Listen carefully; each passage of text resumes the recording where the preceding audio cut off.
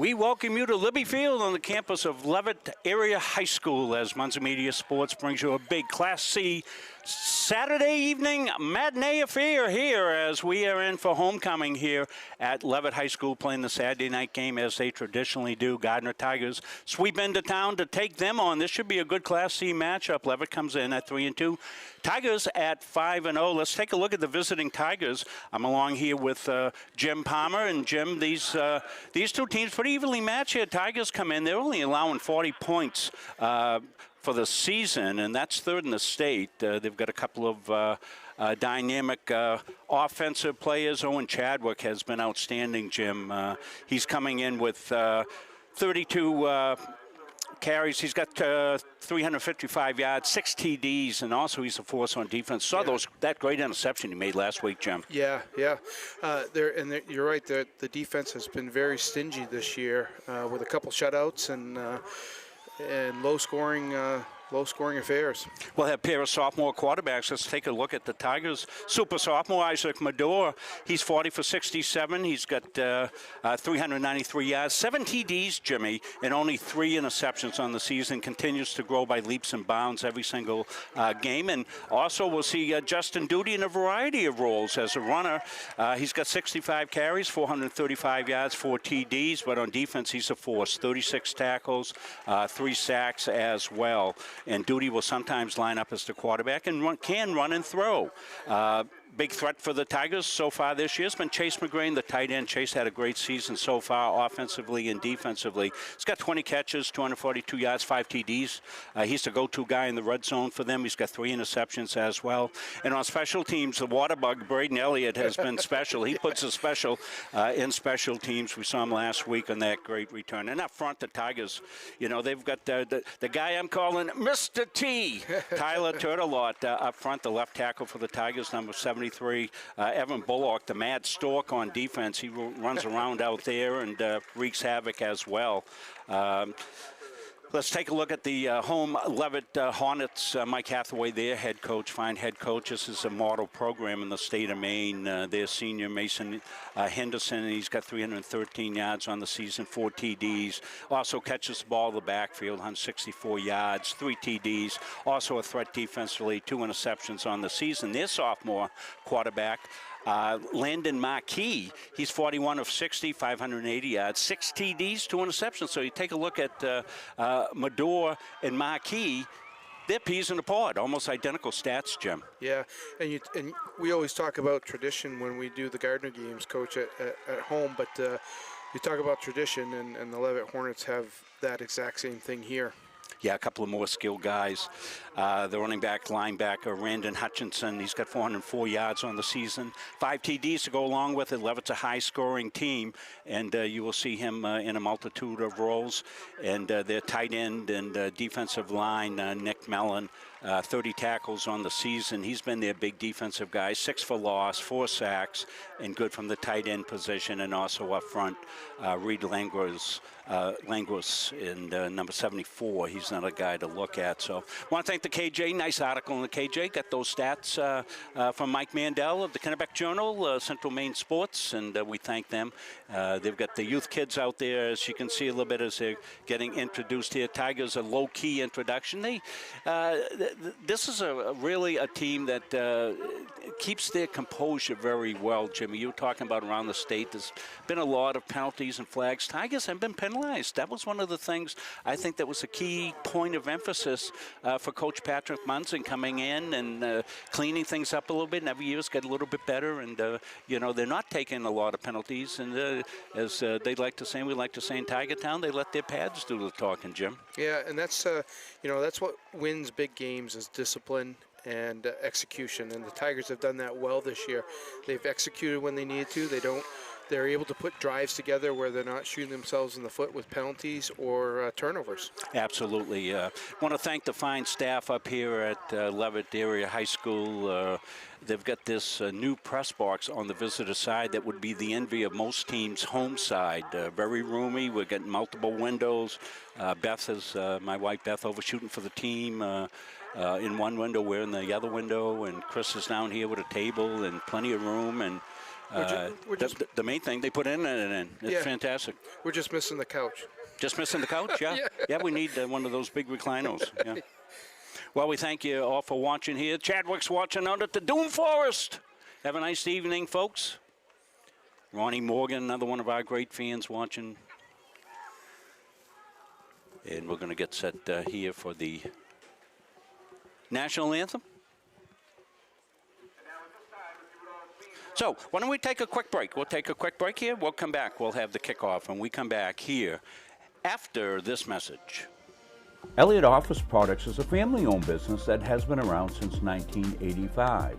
Grampy Charlie started the business as a service technician, and it has evolved into a full-servicing printing company. From simple copies to full logo design, we offer it all under one roof. Located in Farmingdale, Maine, we are at the heart of many different communities. We love assisting new and existing customers with any of their printing needs. Stop by, call, email, or send us a message on Facebook. We would love to help. For years, you've worked hard, saved wisely, and dreamed of this moment. Retirement is one of life's biggest decisions. You don't have to navigate it alone. With Gosline Retirement Planning by your side, you can retire with confidence. We're a team of fiduciaries who specialize in the transition from work life to retirement life, and we're here to help. We at GRP are committed to building a plan that lets you live and give better than you thought possible. At Randolph Hardware, our game plan is simple. We offer way more than just hardware. We have a huge selection of paint, plumbing, electrical, and gardening supplies to help you complete simple projects to major home renovations. We also offer a rental center, factory authorized power equipment repair, and the best tool selection around. So stop in today and let the Randolph Hardware team help make your project a winner.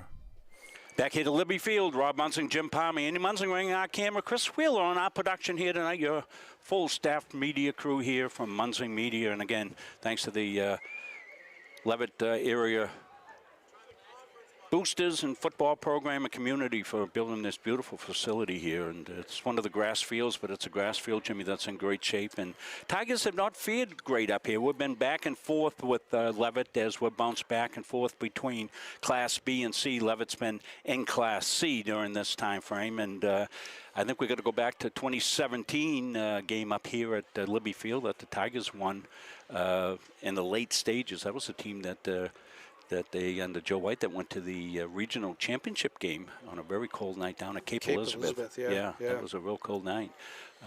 Jimmy, you brought your teams up here over the years, and you had some great teams, Alonzo and some of the other great players you had, but they had some powerhouses back in the days that you came up here to play them. They did.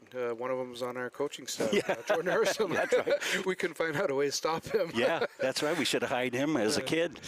And fantastic, and so glad everybody tuned in tonight. We think we'll have a large audience tune, and welcome folks around the state. We think this is one of the key games here in the state this weekend. Just happens to be on a Saturday night, a beautiful Saturday night. Oh my God, have we been blessed?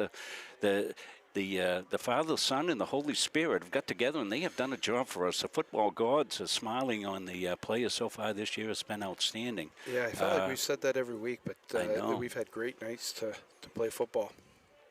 So I'm waiting to see. Tigers are going to receive. I'm not sure if they won the toss and won.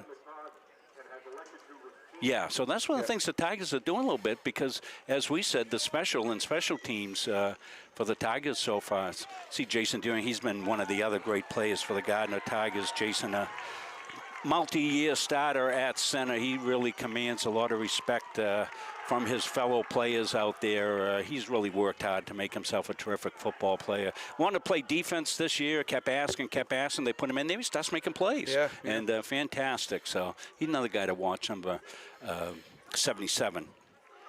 Yeah, what that front defensive line does, Coach, so well is they take on blocks so that the linebackers can make plays, and I think that's one of the things that's helped them really elevate their defense. Yeah. Eli Kruk has stepped up as one of those backers. He's doing a terrific job for the Tigers as a senior this year. And, of course, we mentioned Justin Duty just running around wreaking havoc from the defensive end as well. So Should be a good game here. We're looking forward to it. The Leavitt Hornets, they'll be dressed in their all green with white numerals moving left to right on your screen. Tigers, look at this. White shirts and numbers the old guy can actually see tonight, which is unbelievable. I did bring my driving glasses, and look, I put these on there and I said, geez, you know, there's other people out driving around at night, Jimmy. I didn't realize that. Not just me, yeah. Not just me on the road. So Ellie will be back along with McGrain. And Tigers will... I like the Tigers taking the ball first and trying to set the tone and get something going early on. Landon Rennie set to get into it here for the Hornets. He does. It's a shot kick. It's going to hit in the tweener zone, and will it go out of bounds? It does go out of bounds. So Tigers a decision to take here, whether they'll take the ball. I think they'll take the ball because they'll get it in good field position here. So Tigers, Isaac Condor will lead them out. Yeah, I like what the coaching staff has done with Isaac. They haven't asked too much of him, and I think that's why he's been gradually growing every week because, you know, they put a little more on his plate, put a little more on his plate, and trying to piecemeal it instead of give it to him all at once. So I'm looking here. I thought they threw a flag, said the ball went out of bounds, but apparently the Tigers touched the ball. Almost looked like he pushed it out of bounds. Yeah. So maybe that's what the flag's on. Yeah, that must be it. So it'll be 1st and 10 ball at the 21-yard line for the Tigers.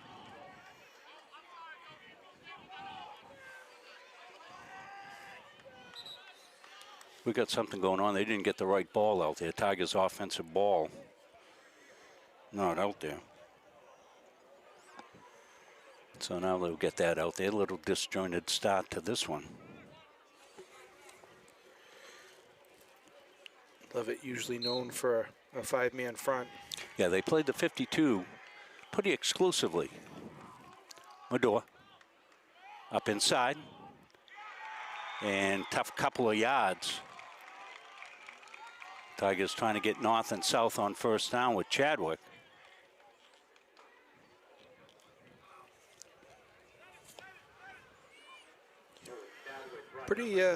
Pretty matched up well size-wise, Coach. I think our line is as big and physical as Leavitt's. 2nd down, 7 to go. They'll get the toss. And Chadwick's going to break it back against the grain. Can he pick up a block? He does. Maybe gets back to the line of scrimmage. They read that toss. That's a play the Tigers have run a lot. As soon as they saw the formation and saw the toss go out there, they ran to the spot. So Tigers will have to use whatever their counter play is off that, Jim. Yeah, that quick pitch, and Leavitt was in the backfield early. Chadwick did a good job trying to spin out of it and get back to the line of scrimmage. So 3rd and 7, pass down at the 24-yard line. Counter up right side and cut to the outside, running room for the 1st down. Yeah. Little cross action in the backfield. Tigers will break it out with Chadwick. Yeah, it was a good little change up with the quick motion going across and then the inside handoff for the counter. Rennie made the tackle. Tigers flag on the play. Yeah, it's going to be a holding. So this will come back.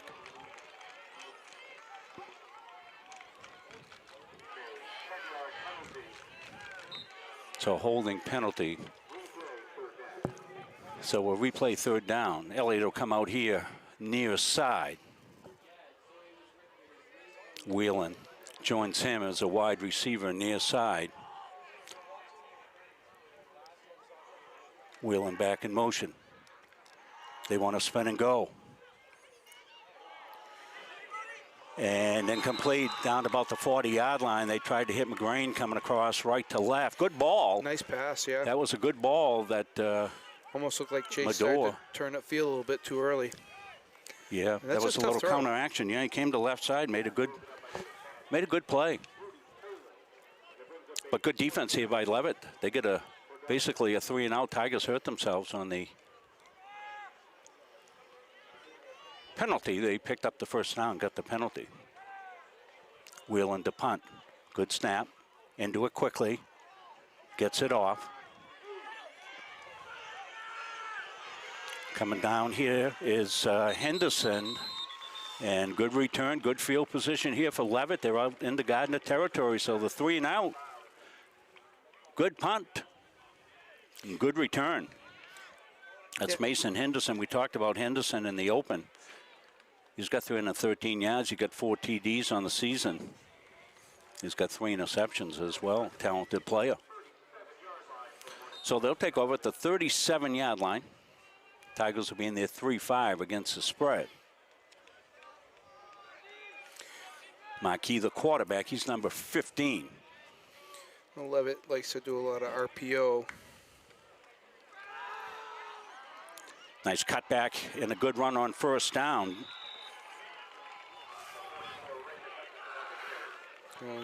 That was Randon Hutchinson, the senior running back. Yeah, he found some daylight inside there and picked up the first down. Tigers over-penetrated a little bit and got washed out, and Hutchinson did a good job of cutting it back left to right. He'll be the running back here again, single running back. Mellon, tight end right side. Marquis hands it again. Into the secondary. Another big run for Hutchinson. The Tigers are getting across the line of scrimmage, Coach, but they're getting a little too deep and leaving a little lane on the inside there. Well, that's what Leavitt wants you to do. They want you to penetrate and they'll trap you. Yeah.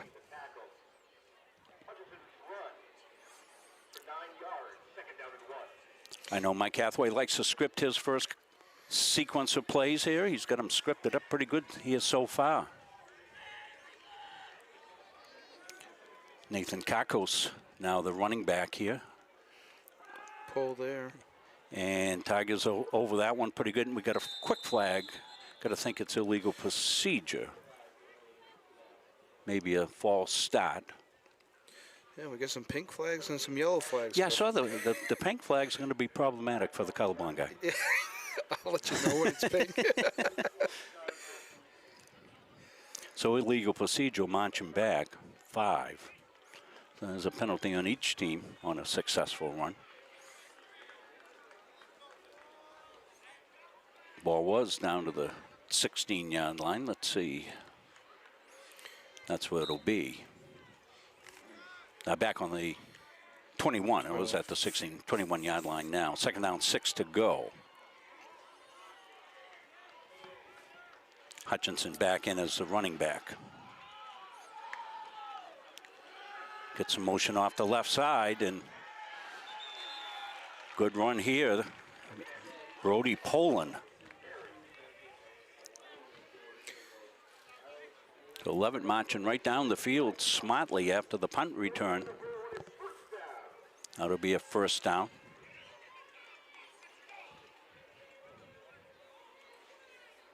Ball at the 15-yard line. All ground so far.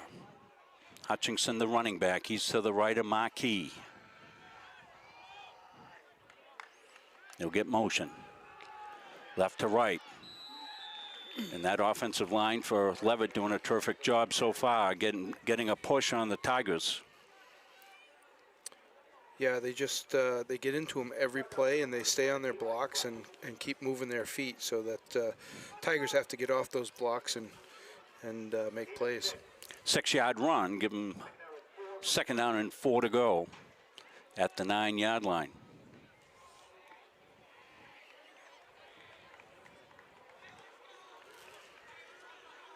Well, we've seen the Tigers bend and not break a few times this year. This would be an opportune time to do that.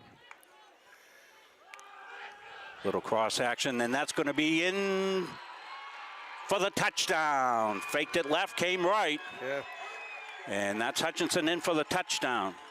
Take a look at the touchdown right here. Looked like they pulled both the guard and tackle on that, Coach. Yeah, it's a kick out up inside. They get the good kick out right here. You can see the good execution by the offensive line. Good stock block out in the corner, and no resistance for Hutchinson until he hit the goal line. And that's an impressive drive for the Leavitt Hornets. Yeah, they capitalized on some good field position, but one penalty, but executed the rest of their plays. And that will not reach the bar, and the kick is no good. So Leavitt Hornets, their first possession, goes for the touchdown. We'll take a break. We'll come back. More after this. At our firm, we have the client and only the client in mind. Our mission is to get to know and understand your needs, wants, and long-term goals. We want to help you develop, implement, and monitor a strategy that's designed to address your individual situation. We understand the challenges families face today. From managing debt to saving for college to retirement, these personal finance challenges can be overwhelming. Our commitment is to utilize all of our resources to help you pursue your goals. We believe in thinking out of the box, and we are not afraid to challenge conventional wisdom in our approach to financial services and preserving wealth. All of our energy, commitment, and efforts are focused on you, the client, and your satisfaction. We're back. Quick early lead here for the Leavitt Hornets. Missed the extra point. Sometimes those come back to be a problem. Landon Rooney to kick off. Kicked the short one. Looked like he was directionally kicking it. And again, he wants to kick it short, not get those Tiger return guys a chance to go. And good coverage there. Tiger's going to have to tighten that up a little bit from here on out. Beautiful placement on that kickoff. So Tigers will go to work at about the 30-yard line. They went 3 and out. They did pick up a first down, but they took a penalty, and that pushed them back and ended up punting on 4th and 8. And good return and good drive. So it's a 9-yard touchdown run.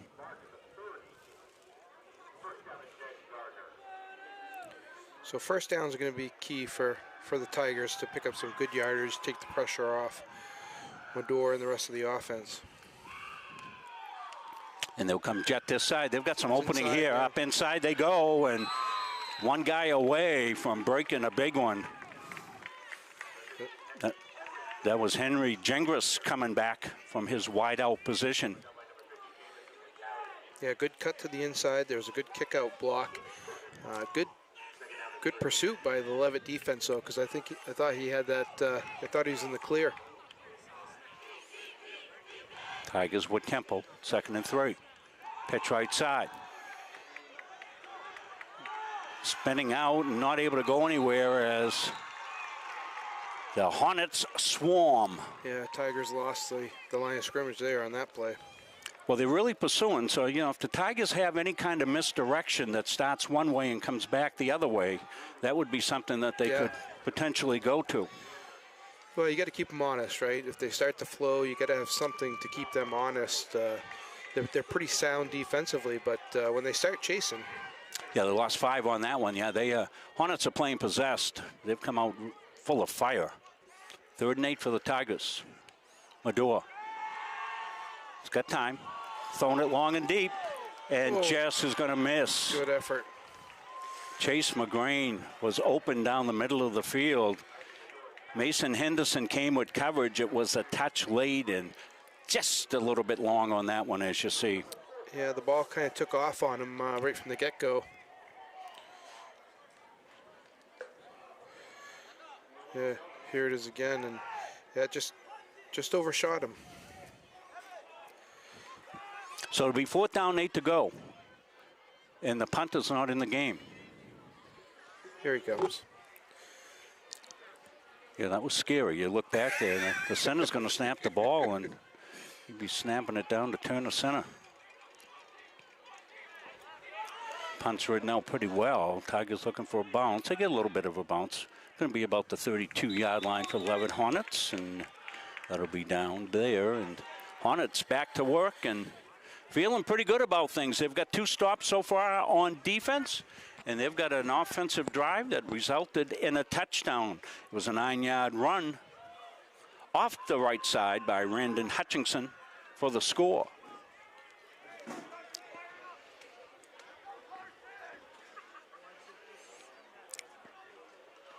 See if the Tigers have any kind of adjustment to the run game here for this second series. Yeah, they're over-penetrating and getting trapped. So they've got to win the line of scrimmage and stand up there a little bit more. Marquis. He'll get motion. And Tigers do a little better there, and still up and going. What a run that was. Yeah, surprised they didn't blow the whistle earlier on that one. Good, strong run by Randon Hutchinson. Yeah, he ends up picking up 6 to 7 yards on that. Well, you mentioned before, Leavitt saying with their blocks as well, Jimmy. Yeah. So, all good stuff. Marquis got the call from the sidelines. Cooper Moore will go wide side. Randon Hutchinson, the running back. And he'll get it. Cuts it back against the grain. He's got the first down. He's got Moore. He's a tough guy to tackle out over midfield. Finally wrestled down by Chase McGrain, but another good run. Boy, he finds those little creases even to the backside. He just saw a little seam there and took it inside and picked up the extra 5-6 yards. Hornets on the Tigers side of the 50-yard line.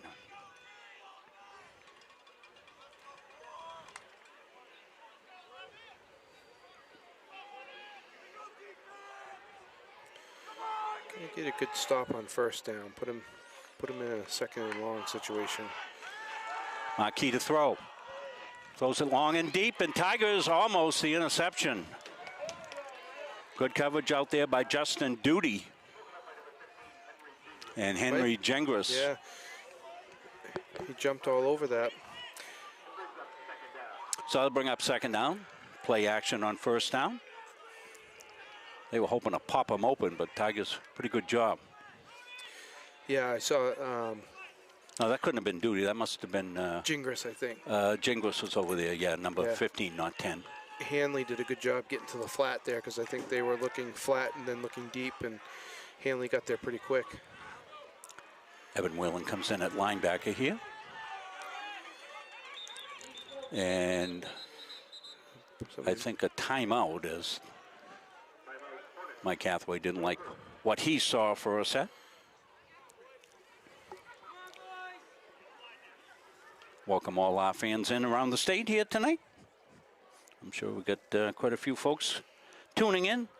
Put it on your big screen TV. Go to Boxcast go to the Boxcast app, and we want to thank. We don't have that quite up to date. We did just get another one in today, so we thank folks. Anybody who has made a contribution for us for this year's streaming, we thank them all very much. Yeah, go to the Boxcast app on your streaming device, Roku, Apple TV, whatever you have, Fire Stick, and download Boxcast and search Munson Media in there. You can put it up on your big screen TV. You had some good games streaming this week, huh, Coach? Yes, yeah. Been busy this past week, and we'll have some more. We got some of the senior games coming up for our schools. We'll try to get as many of those on as we can. Got senior volleyball coming up. So you got bunch here to the near side into the boundary. Maybe something jet Mellon will switch back, balance it up, and now they come wide side. And Tigers run it down from the back side. I'm guessing that's Duty because that's what he does. Yeah.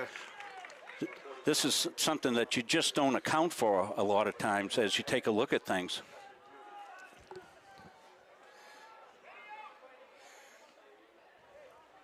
Watch Duty run this down. He's on the back side, and he comes flying down, flattens down the line of scrimmage.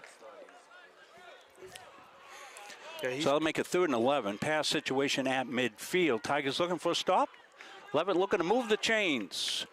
Marquis thrown one pass so far. It's been incomplete. He wants to throw now. Rolls out near side. He's got time. He's got some running room, too. He's going to run, but he's going to be out of bounds before he picks up the first down. Tigers chased him down. Probably picked up about 4 yards. Decision here for Leavitt. Interesting. They're going to have a 4th down. And looks like they got the punt team coming on. You know, they've been pretty dominant defensively so far in this one. They can play some field position right now, and it makes a lot of sense to punt the ball. I'm not sure the Tigers believe it. They'll probably be watching for a fake here. But this is the play. You've got the lead. Your defense is doing well. You can pin the other team down deep. And they are going to fake it. Up inside. They're going to pick up the first down and more. This is Rennie. And he picks up a first down deep in the Tiger territory. Not sure if the Tigers were watching the fake or not, but that was a well-executed play. Well, he was back deep, and he's looking at the line to see what he might have, and finds that crease and hit it full speed. Yeah. Big play. Big play. Good call. We said, got to watch the fake. Well, right in that field position area, you You just play defense. Yeah. If they punt it and pen you, then so be it. But Leavitt smelling the kill here potentially early on. There's the Tigers winning the line of scrimmage, and that won't go anywhere on first down. Tigers rallied up on that time, and Cat Pack swarm on that one, so it'll be second down. Be a loss of 1 on the play. Ball at the 15-yard line. This is an important sequence here. The kick wasn't great on the extra point, so you got to think maybe it's 4-down territory for Coach Hathaway here. Yeah, and he's sensing that he can really get a big advantage here early on. Yeah, and they're not kicking deep on kickoff, so. Sweep right side, dancing around and finding some room, and coming down the right side is Henderson. That's Mason Henderson from left to right.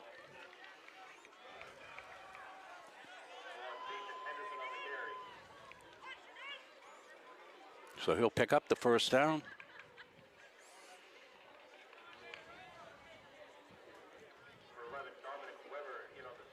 Weber came on a stop for the Tigers, but not before a big run. And Leavitt continues their really good-looking execution so far. Hutchinson, he's been banging. Got to think he's going to get a carry here. Ball at the 3-yard line. He does. Up off the right side, and he'll dance in all alone. Second touchdown on the game for Henderson. This one a 3-yard touchdown run, and you got to think Leavitt will go for 2 here, Jim. Yeah, I think it was designed to go inside, and he just saw the outside and bounced it out. Nothing in there, and he bounces it out and walks into the end zone. You got to credit the Leavitt Hornet offensive line getting the job done. Yeah, and special teams, Yeah, exactly, special teams. This time of year, special teams are so important. Their kickoffs have been well placed. Their punt return set them up, and the fake punt. So they are going to go for 2. They're in Wildcat. Henderson will take it left side, right side, and he will be brought down. So Tigers make a play there. But with 2:02 left here in the first quarter, it's all Leavitt Hornets. They lead the Gardiner Tigers 12-0. We'll take a quick break. We'll come back. Kickoff coming up after this. At Fowler's Roofing, our staff and crews are very reliable and professional. We've been servicing New England for over a decade. When we approach a job from the free estimate to the finished product, the #1 goal is establishing trust with the homeowner and to provide them with 100% satisfaction. We specialize with shingle roofing, framing, siding, earthwork, metal roofing, metal buildings, and so much more. We are proud members of the Better Business Bureau, the Kennebec Valley Chamber of Commerce, and the Mid-Maine Chamber of Commerce. We are fully certified, thoroughly insured, and we offer a 24-hour emergency service serving the state of Maine, as well as a 5-year warranty on labor. As a business in the Kennebec County area, we are very proud to be a continuing sponsor for local schools and. Well, the kickoffs have been an adventure here. Leavitt's pinned the Tigers deep, and they'll do it again right down there. Tigers made an adjustment. Ball gets past Crook and now picked up. Duty with it. He's trying to spin out and can't do it. He'll get. Leavitt's got good coverage on that kickoff. Yeah, Leavitt is. They worked hard on that placement all week. They saw something and they put it down that direction. Tigers just need to make that adjustment, put one of their return guys over there, and that's all you have to do. Yeah, they're getting that in-between hop, and not being able to field it cleanly is allowing Leavitt to get down the field and make plays. Yeah. Well, Mike Hathaway and his staff, among the best staff in the state of Maine, in New England, in the Northeast. We could keep going. So Tigers looking to get out of their own territory. Medora wants to throw. He's going to throw it down the field. He's got his man. He's got Elliott. Elliott, incomplete. Pretty good coverage battle going on down there with Brody Poland. Down the far side. They had Elliott. Just missed him. He almost made a circus catch. Yeah, good idea. Try to take a shot down the field early. Yeah, perfect night to throw the ball. No wind at all. Perfect conditions to play ball. Unfortunately, on the first down, when you don't complete that pass, now you're looking at 2nd and 10 still. So it's yeah, misdirection would be a good time right here. Tigers will come cross motion. They reverse it back out. They will. They'll come inside on a counter, and that's red right from the get-go. Yeah. I think it was Noah Alexander, 71, was one of the guys in there.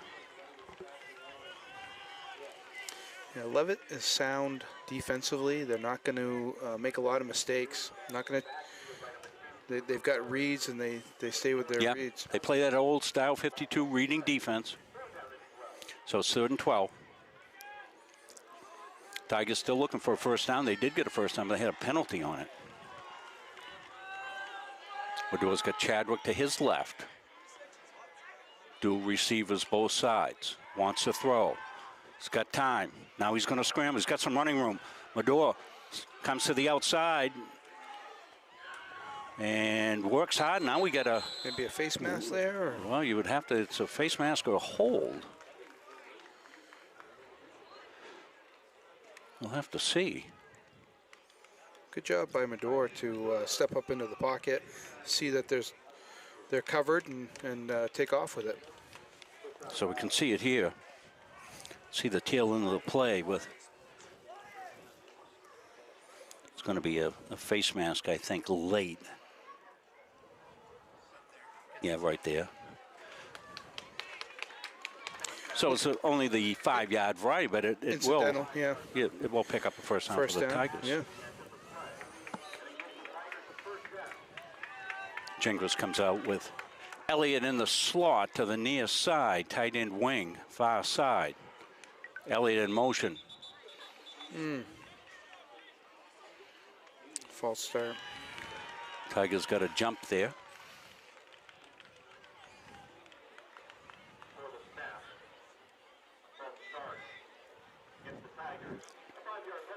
So they'll make it 1st and 15.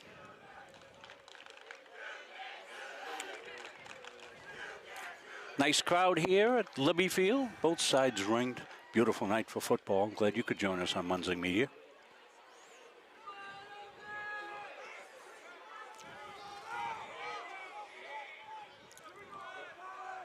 Medora's got Duty to his right. Trip receivers far side. He'll come across in motion. Duty's got the call. He's not got that much running room, and he's going to be wrestled down. And a flag comes out for a little extracurricular activity. Yeah, after playing, the whistle. Playing after the whistle. Play up into the whistle, through the whistle, but not after. And probably if he just let go, you know, if he drove back low, he'd let go. But, you know, when you take him down after the whistle, you're going to get that call. It'll be a big play for the Tigers here to get him across midfield, maybe. Well, yeah, Leavitt's stopping them, but they're hurting themselves a little bit, and that's a big 15-yard penalty. Tigers will be out just about on their side of midfield at just about the 49-yard line. So 47 seconds left to stop clock here.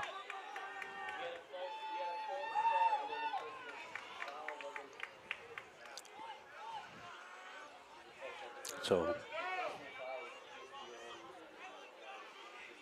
it's got to be a first down. Yeah. I'm not sure what they're talking over here. Well, we got a conference going on here. The personal foul is an automatic first down. The yardage might not have made the first down because remember they lost 15. It was a spot foul from probably on the other side of the line of scrimmage. Right. But it should be first down.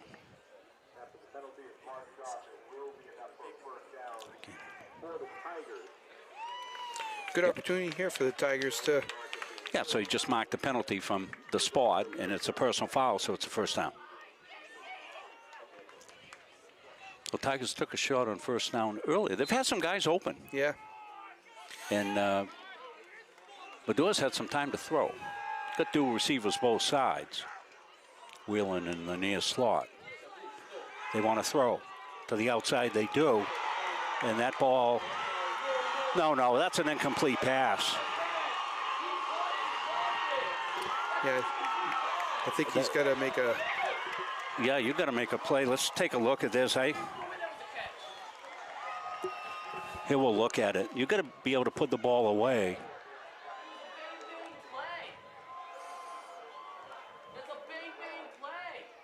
Oh, that's not a catch.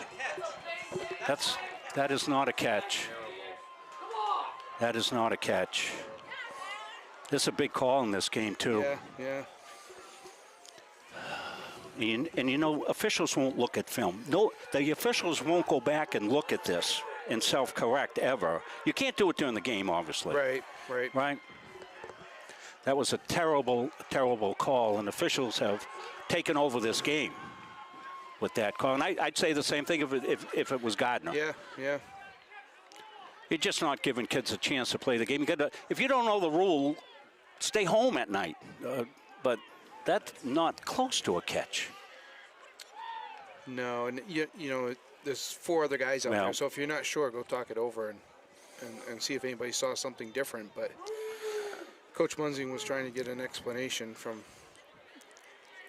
Well, it's a big play in the game. Tigers had good field position here. It's incomplete. They're going to have second down, and yeah, I think they had picked up 6 or 7 on that. It wasn't a catch. It was incomplete because he didn't control the ball. Right. He never. You know, the ball came in and the ball went out without him ever possessing it. Yeah, you could see it still moving in his hands. So they'll go for 2 here, and that will be good. So it's all Leavitt here in the first half, 2 touchdowns, and then they pick up the fumble recovery, and they go up 20-0.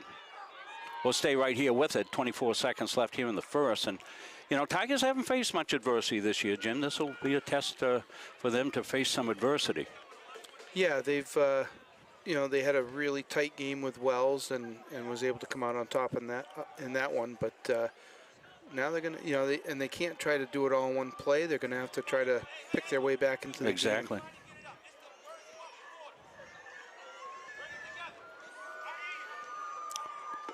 But Medora threw a nice ball. Yeah, there, that was right out there. Yeah. I think they can go back to that.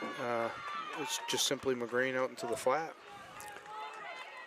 So what I'd like to see Tigers do is make an adjustment here on this kickoff. You got to move up 5 more yards. Yeah, move up. Looks like they have. And they've got Elliott out there now. And they put Elliott over there where the kick has been going. But now we adjust. Landon Rennie. Now we've adjusted and gone back. Has been placing it right over there from his left foot. He kicks a diagonal. This time he'll come the other way with it. Tigers will pick it up. And Duty will get out to about the 35-yard line spinning. So Tigers 19 seconds left. They've been blitzkrieged here. They've been stung by the Hornets. I don't know if they've been hit like this all year, Coach. Yeah, exactly. Leavitt's getting upfield and really putting some good hits on, and the Tigers have been the one delivering that all season. Yeah. So, it's just the kind of game you need. We'll see how they face adversity here.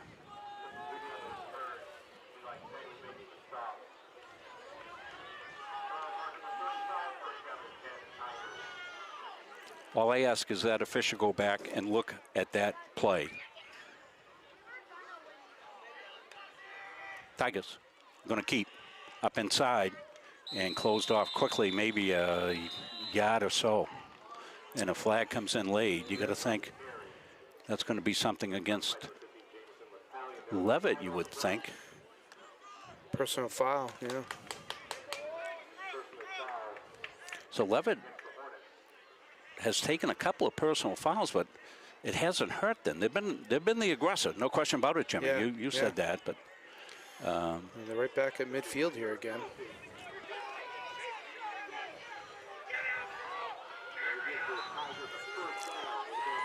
Well, you know what happens the first time that you get, you know, punched in the mouth, you know? And we're still in the first quarter, Coach. Yeah, I know. Well, we'll see what the Tigers got in them. It'll be a good test. Going to be the final play. It won't be because the clock will run out. All Hornets. They're stinging the Tigers 20-0. We'll take a break. We'll come back here to Libby Field after these messages. My name is Shayna Epperson, and I grew up right here in West Gardiner. As a kid, my dream was simple: to have a place where I could play basketball, run drills, and feel like I belong. Not just for me, but for every kid who needed a team, a coach, a community. I spent the last 15 years coaching and mentoring athletes across Central Maine, and every day I make this drive towards a place that's become more than just a court. It's where the kids find their voices, where families gather, where memories are made on the painted pavement, under the skies, and they create big dreams. I'm thankful for every space we've been given. It's time. Time to build a home, a place that reflects the heart of this community, a place where our values, teamwork, respect, confidence, determination, and commitment live in every corner. Atlantic Youth Sports isn't just a program, it's a promise. And now it's time to give that promise a permanent home to grow. Hi, my name is Anna. I play for Maine Hype, and the reason I love AYS is because the coaches have pushed me to be a better basketball player. Hi, my name is Lexi. I play for Maine Hype, and one of the reasons why I love AYS is because... So we're back here. We'll play that ad at halftime. It's a longer one. First and 10, Tigers. Medora wants to throw. Throws a little bubble screen out here, and nothing going for Elliott. That was read well. Landon Rennie came up, made the tackle on Elliott. Elliott didn't have enough time to catch the ball and then make a deke on Rennie. Rennie was right on top of him from the get-go. And Leavitt executing on both sides of the ball, executing well. Pick up maybe 1 yard on that one, but they were hoping for more, try to shake Elliott loose. Yeah. Elliott would be in the slot here. Wide receiver, Gingras. Elliott on the jet, giving some ground, trying to get up inside. Now dances outside and gets a pretty good run. Flag on the other side. Out over the 45-yard line. I don't know if that's another late hit on Leavitt on the sideline or not. Looks like they're making a holding motion over there. It kept bubbling back, Coach. Yeah. They're getting into the backfield and forcing the runner to go wide, and then, like you said, a lot of times you get a hold out there. So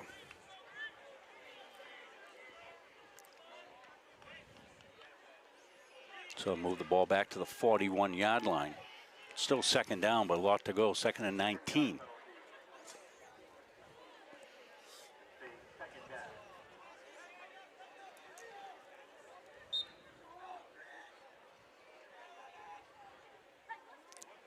Isaac Medora.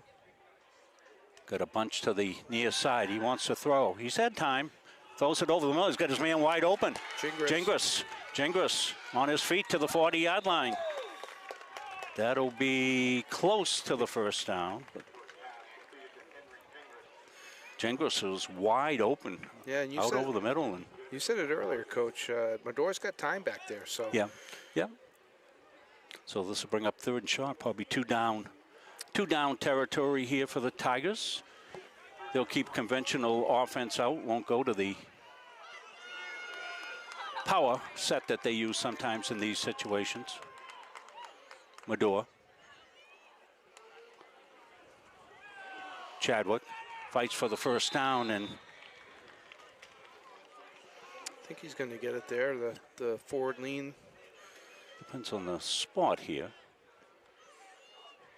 They moved it back. They're going to have to measure. They're going to measure here. Maddox Gerard. And on the tackle here up front. Well, you see Leavitt in that 52, coach, and they're not blitzing. They're just playing sound defense up front and good linebacker play and good coverage in the secondary.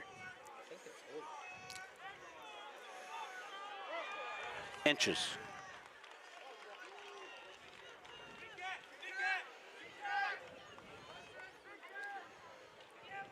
So Tigers will go with the jumbo offense, the big cat offense, they call this one. Two tight ends, straight T. Offensive line is going to have to get a good initial push. So it's 4th down and 1. And the one's closer to 1 inch than 1 foot. Don't know if they have a sneak out of this or not. Yeah.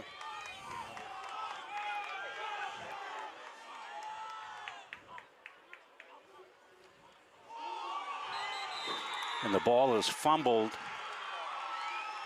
and will turn over to Leavitt. So Leavitt with the big stop on defense on the 4th down play. Not sure what happened there. It looked like a little miscommunication in the snap as they were trying initially, Jimmy, I think to draw them off sides with a hard count. And then when the snap did come, Madore not handling it and never got a chance to get the play going. Yeah. So this is where, if you're the Tigers, you got to watch Leavitt going up top. This is where they like to go up top after a sudden change like this.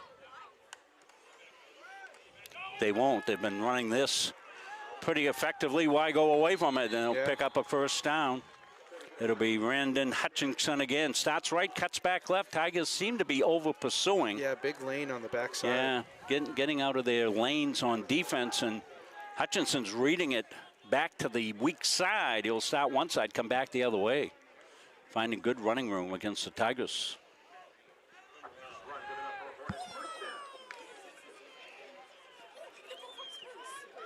Hutchinson, 2 TDs on the day, a 9-yard run, 3-yard run. The other one was Landon Rennie. Fumble recovery, scoop and go.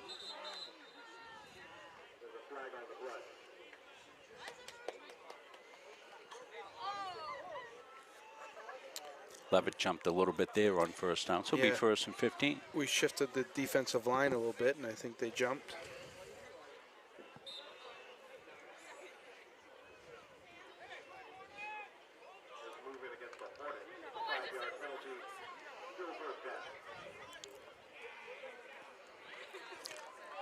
So Leavitt's making breaks for themselves here with their execution, Jim. They got the big break on the fumble recovery, but boy, they have dominated the game as well. Hutchinson off to the side here. Tigers over pursue again. Now they run him down for a couple of yard loss. And good job by Eli Manning. Another flag comes in. This crew was flag happy, I'm telling you. Braden Elliott's getting up. Yeah, Elliott's getting gingerly. up. Yeah, gingerly as well as Hutchinson. And flag comes in.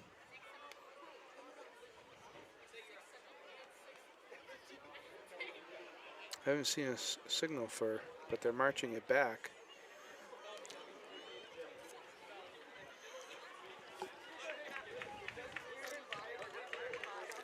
Look what the call it'll be to.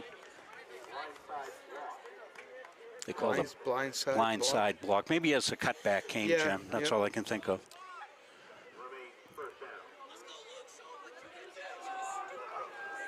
So this will bring it way back. Yeah, it must be a spot foul. So.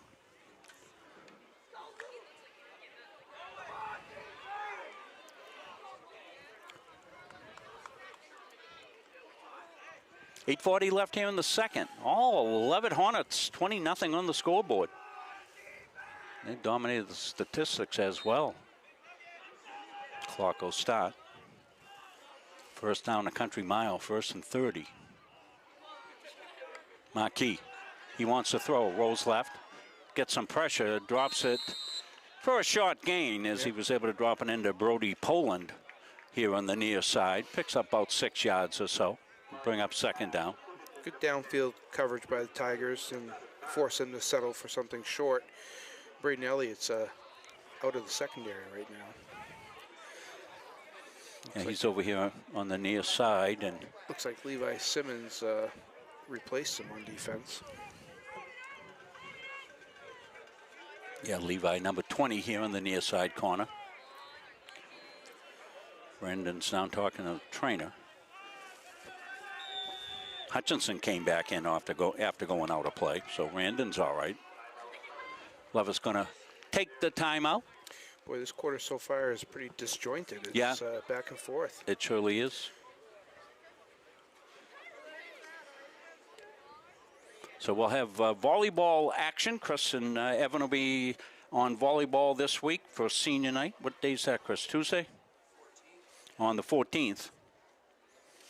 So we'll have volleyball. We were there the other night to see them battle Yarmouth, who's a Class B program. This will be senior night. Yeah, Yarmouth was good. Strong. Yeah, yep. My They daughter had this played, and they were good when she played. Yeah, they had this one young lady that's going to Division One on scholarship. Where's she going? Going to University of Rhode Island play. Wow.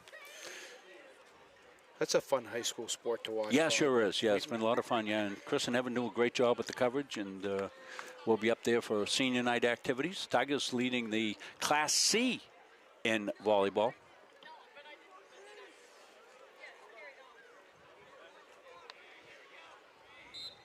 So we'll have second down, 25 to go.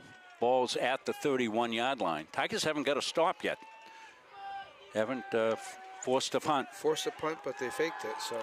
Yeah, Marquis going to keep it. He's got a lot of running room out there. Tigers scrambling to it, and he'll be out just about to midfield, and he'll make that a manageable third down. It's going to be third and about 11, 12 to go, but a lot of space out there on that right side as he beat the coverage. Yeah, he's pretty quick when he gets outside the pocket.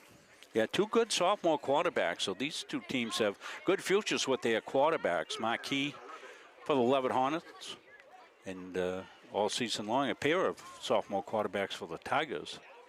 Isaac Medore.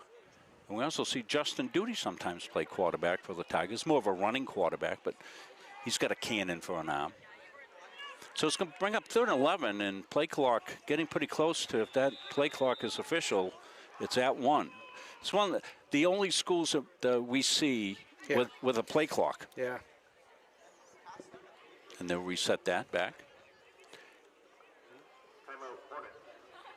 So we end up getting timeout here. You can see the play clock right down there. Yeah, set like for 25. You don't see a lot around the high school fields. It's a nice feature to have. Sure is.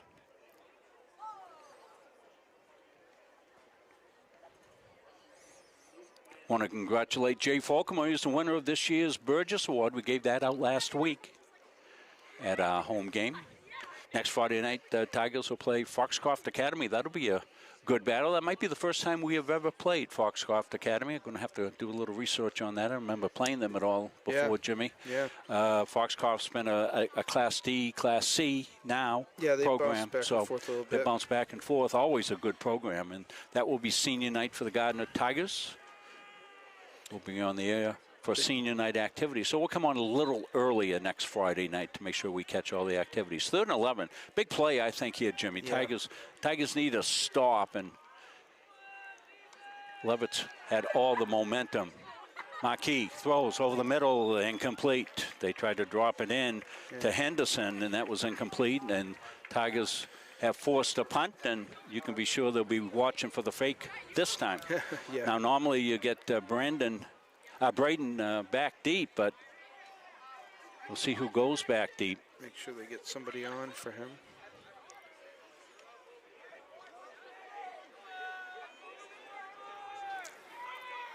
So they just put single guy back deep. Gingras, I think, is back there deep. And they're looking to run again. And the Tigers will stop the play. Yeah. Well, fool me once. And Chadwick came up to make the tackle. And Tigers get good field position out of it, huh?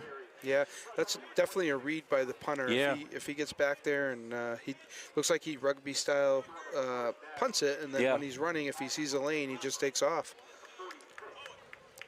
Yeah, well, I'd have an automatic punt call if I was there, and I.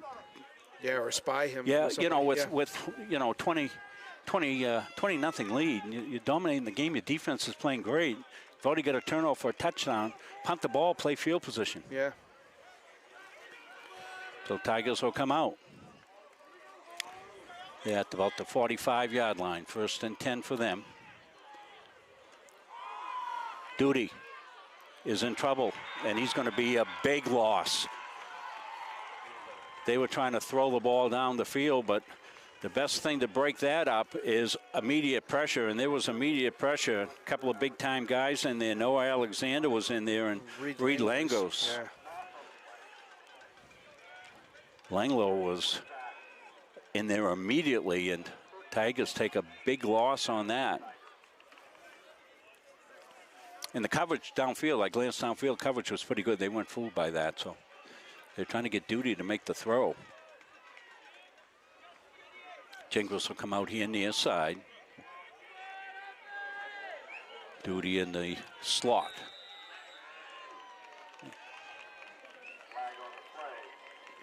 Delay a game, I believe.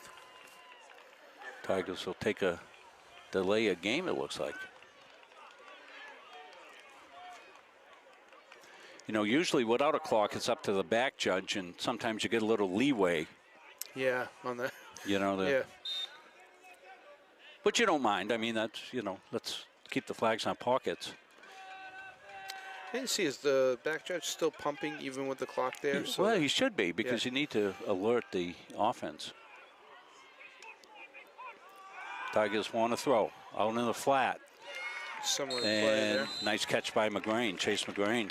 Good concentration there, put that one away. Picks up some of the yardage, but it's going to bring up a long 3rd down here for the Tigers still.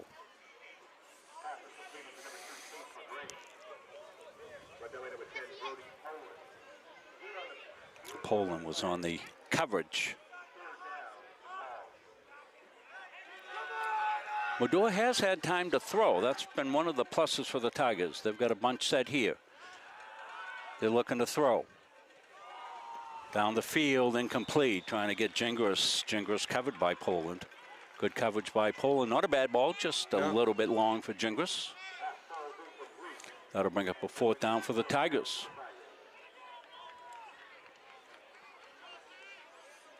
So Tigers got some pretty good field position there. Took the loss on 1st down, played behind the sticks for the rest of that series. Forced a punt here, 4th and 19.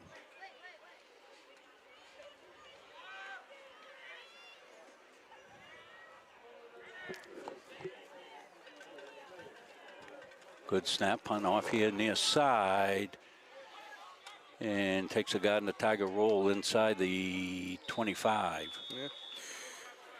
With the 11 Hornets will go to work, 1st down.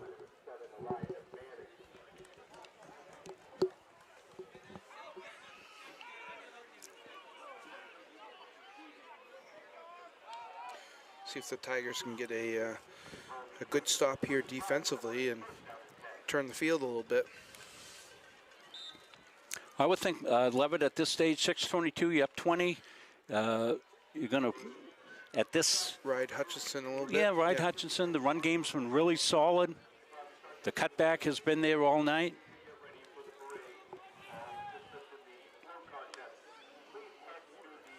And then run counter. And Tigers will swarm to it, but not before a pretty good gain. Shot left, came back right.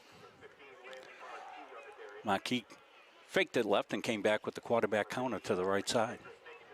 Gingras on the tackle for the Tigers. 2nd down, about 4. 2nd down, 3 to go.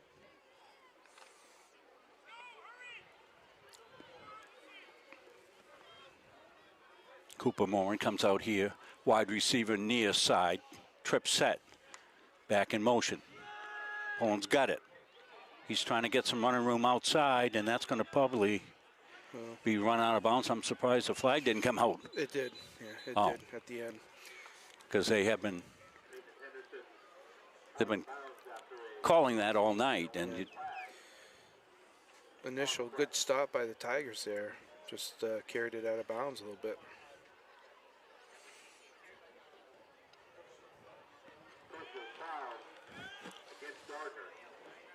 yeah, they've been calling that consistently. Leavitt's picked up a couple. They're really making the kids adhere to play until the whistle or the out of bounds marker.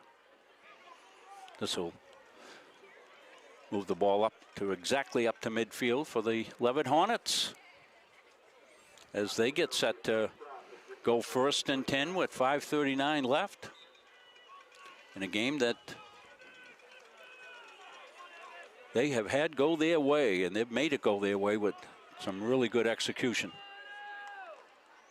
Motion right, come back counter. Tigers run right by it. Whelan came in and looked like he was going to be in a position to make the play right where he should be, and Tigers still make a pretty good play, just a couple of yards. Yeah, A creative play. Motion goes left to right, and then the motion back becomes a runner coming back left. Yeah, nice jump cut there in the open field. 2nd down, 8 to go. 5:08, moving clock. Slot, motion comes back. Poland back up inside, and going to be close to a 1st down here. It will depend on the spot.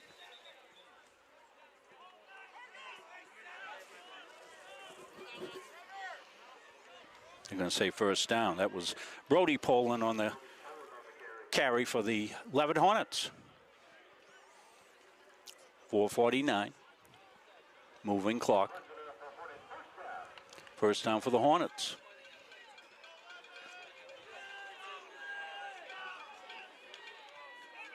Been mostly on the ground for the Hornets. Henderson, the running back, to the left.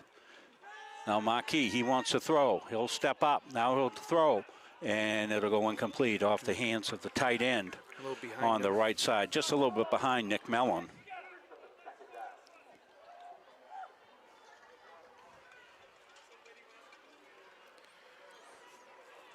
Bring up 2nd down, stop clock, 4:26.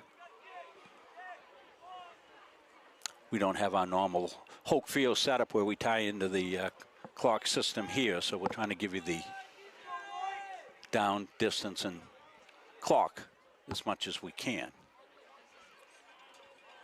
Clock's unofficial on our scoreboard. Right side, cut back. And quick burst closed up, Brody Poland. He's a very patient runner. He Coach. is. He'll wait for that side to clear, and then he comes back across. So it's going to make up a manageable 3rd down. Probably, I would say, 2 down territory here. Yeah, well. It's 3rd down and... Or punt fake territory. Yeah, punt fake territory, one the other, right? Got some Tigers coming off here. Yeah, Tigers rotate those down guys on a regular basis. Turtelot came out. Ryan King went in.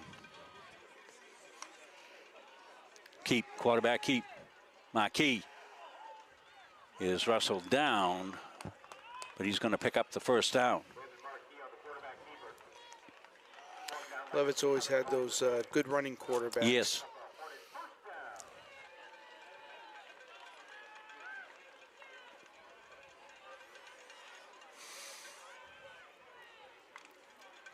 So if the Tigers can make a stand here before the end of the half, Leavitt's going to get the ball to start the 2nd half. Yeah, they can get a 2-for here. They go in to score. Left side, Beverly of block is out front. Yeah, the whole. And a saving tackle right there by Chadwick. That's going to be a cutback for a touchdown. All I saw there, Coach, was a whole pile moving down the field. Yeah, that was Henderson on the carry. Mason Henderson, number 1.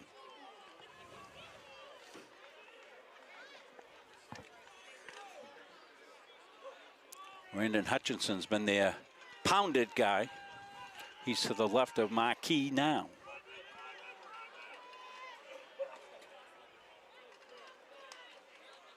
And he'll get it off the right side. Pretty good hit there, both ways. Wow. It's a way to finish a run. There's a way to close. Hutchinson on the carry, but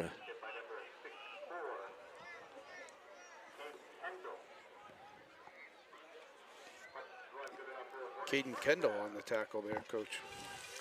that was a good close. Second down. No, that's the first down. They picked up the first down. Off the left side. And that has been drawing a flag all night, and I'm surprised there's not one there. That was an early flag. Well, flag came in early, but not on the tackle. No. Hutchinson on the carry, and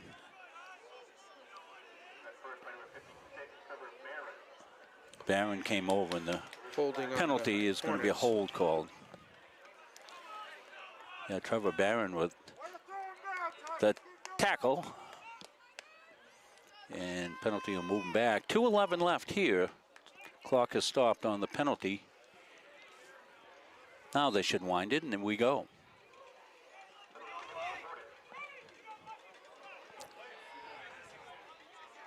So it's first down 25, ball at about the 25.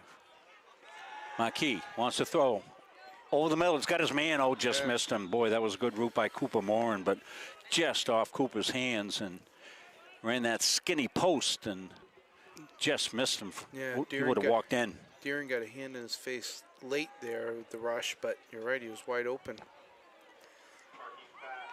So that brings up 3rd and 25.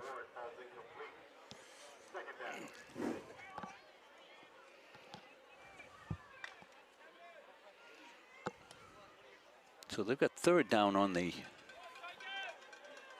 scoreboard. Bad snap. Marquis almost went down. He's chased from behind. He's going to get it off the right side. A desperation pass into the hands of Raiden Hutchinson for the touchdown. Just a little flip, Well, flip to Hutchinson. Marquis did the job on that one because he bought time for this. As we see right here, watch Marquis. He's getting chased down right here. And then I don't even think Hutchinson was supposed to be out on the play. He just kind of shows himself late. Yeah, there's some downfield blocking there, too. Yeah, well, there's some guys downfield on the pass, I think, too, as well, right? Yeah, yeah, they had some guys downfield.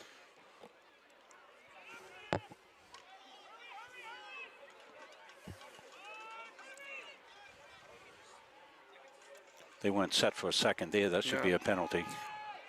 They throw it out in the corner and incomplete. I don't know how you missed that one if you're the official. Yeah. I mean, looking right at it, what we're talking about is you've got to be set for 1 second before you go. After you've been in motion. After you've been in motion, and they clearly weren't. But anyway, it doesn't matter. The plays are being made by the Leavitt Hornets. And they go out to a 26-0 lead. 1:44 left here in the half. We may have a extended halftime.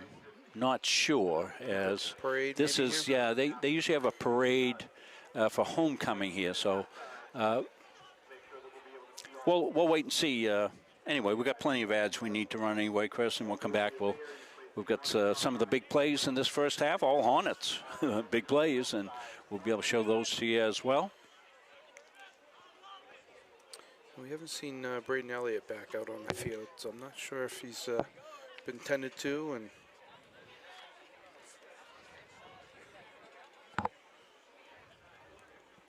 yeah, the sideline's right down below us, so I don't see number 4.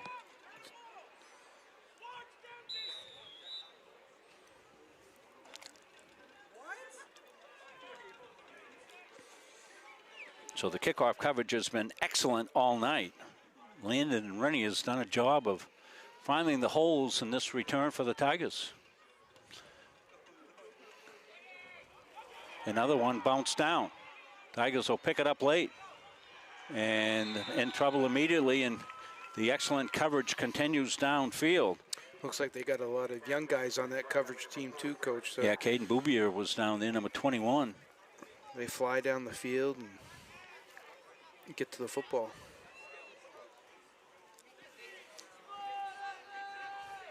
Tigers don't want to do anything too risky here. Yeah, Just, yeah. Try to maybe pick up a couple first downs.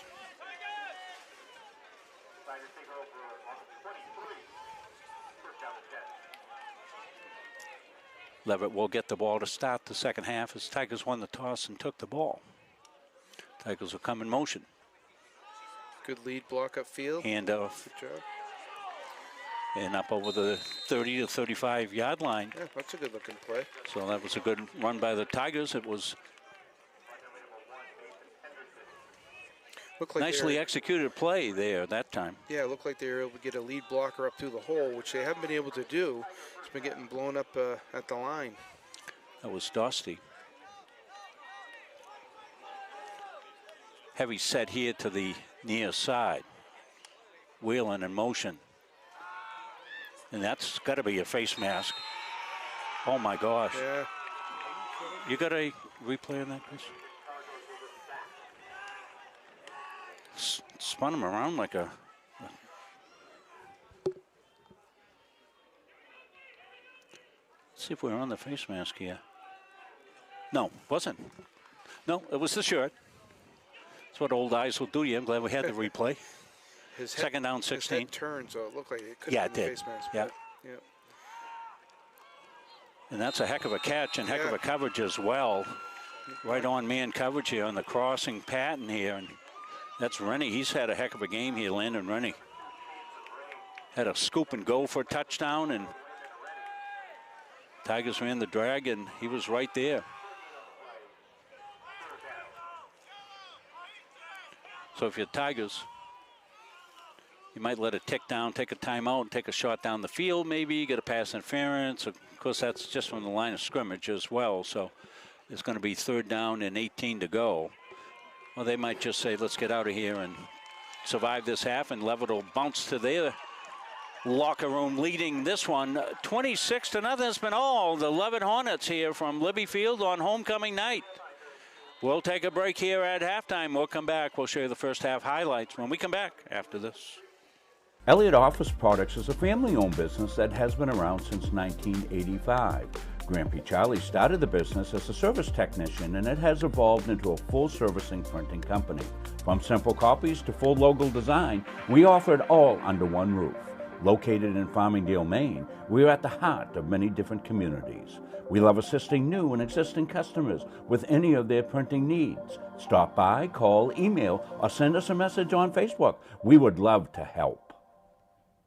Elliott Office Products is a family-owned business that has been around since 1985.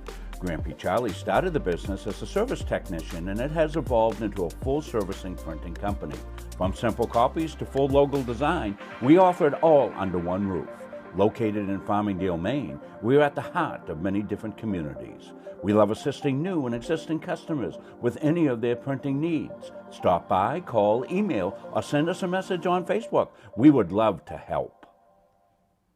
At Fowler's Roofing, our staff and crews are very reliable and professional. We've been servicing New England for over a decade. When we approach a job from the free estimate to the finished product, the #1 goal is establishing trust with the homeowner and to provide them with 100% satisfaction. We specialize with shingle roofing, framing, siding, earthwork, metal roofing, metal buildings, and so much more. We are proud members of the Better Business Bureau, the Kennebec Valley Chamber of Commerce, and the Mid-Maine Chamber of Commerce. We are fully certified, thoroughly insured, and we offer a 24-hour emergency service serving the state of Maine, as well as a 5-year warranty on labor. As a business in the Kennebec County area, we are very proud to be a continuing sponsor for local schools and sports teams, building a better community with Fowler's. When you need top quality aggregate, you need McGee Construction. From gravel, sand, and crushed stone to specialty materials, McGee. Do you know that your current annuity might not be the best fit anymore? In today's markets, there are new options that could offer greater flexibility, higher growth potential, and even enhanced benefits that can be specifically tailored to your needs. Upgrading your annuity doesn't just mean better rates. It's an opportunity to explore these new innovative options designed to help you get more out of your investment. Don't settle for outdated terms. Contact us today to learn how upgrading your annuity can open the door to better opportunities in your retirement. When choosing a financial institution to entrust your hard-earned money to, bigger is not always better. Will you be noticed? Will you be heard? At Gardiner Federal Credit Union, our members aren't account numbers. They're our friends and neighbors. Each member has a vote, a voice. What matters to you matters to us. Lending decisions are based not solely on your credit score, but on who you truly are. We work diligently year-round to end hunger. We donate and volunteer throughout the community, supporting neighborhood events. We are local people making local decisions, investing in our members and giving back to our communities. Gardiner Federal Credit Union, where your money has a voice. Don't feel like cooking dinner? Call Capsa's Pizza in Farmingdale. You can make the whole family happy with our award-winning pizza, sandwiches made on fresh baked bread, delicious nachos, or salads made to order. And don't forget the whoopie pies.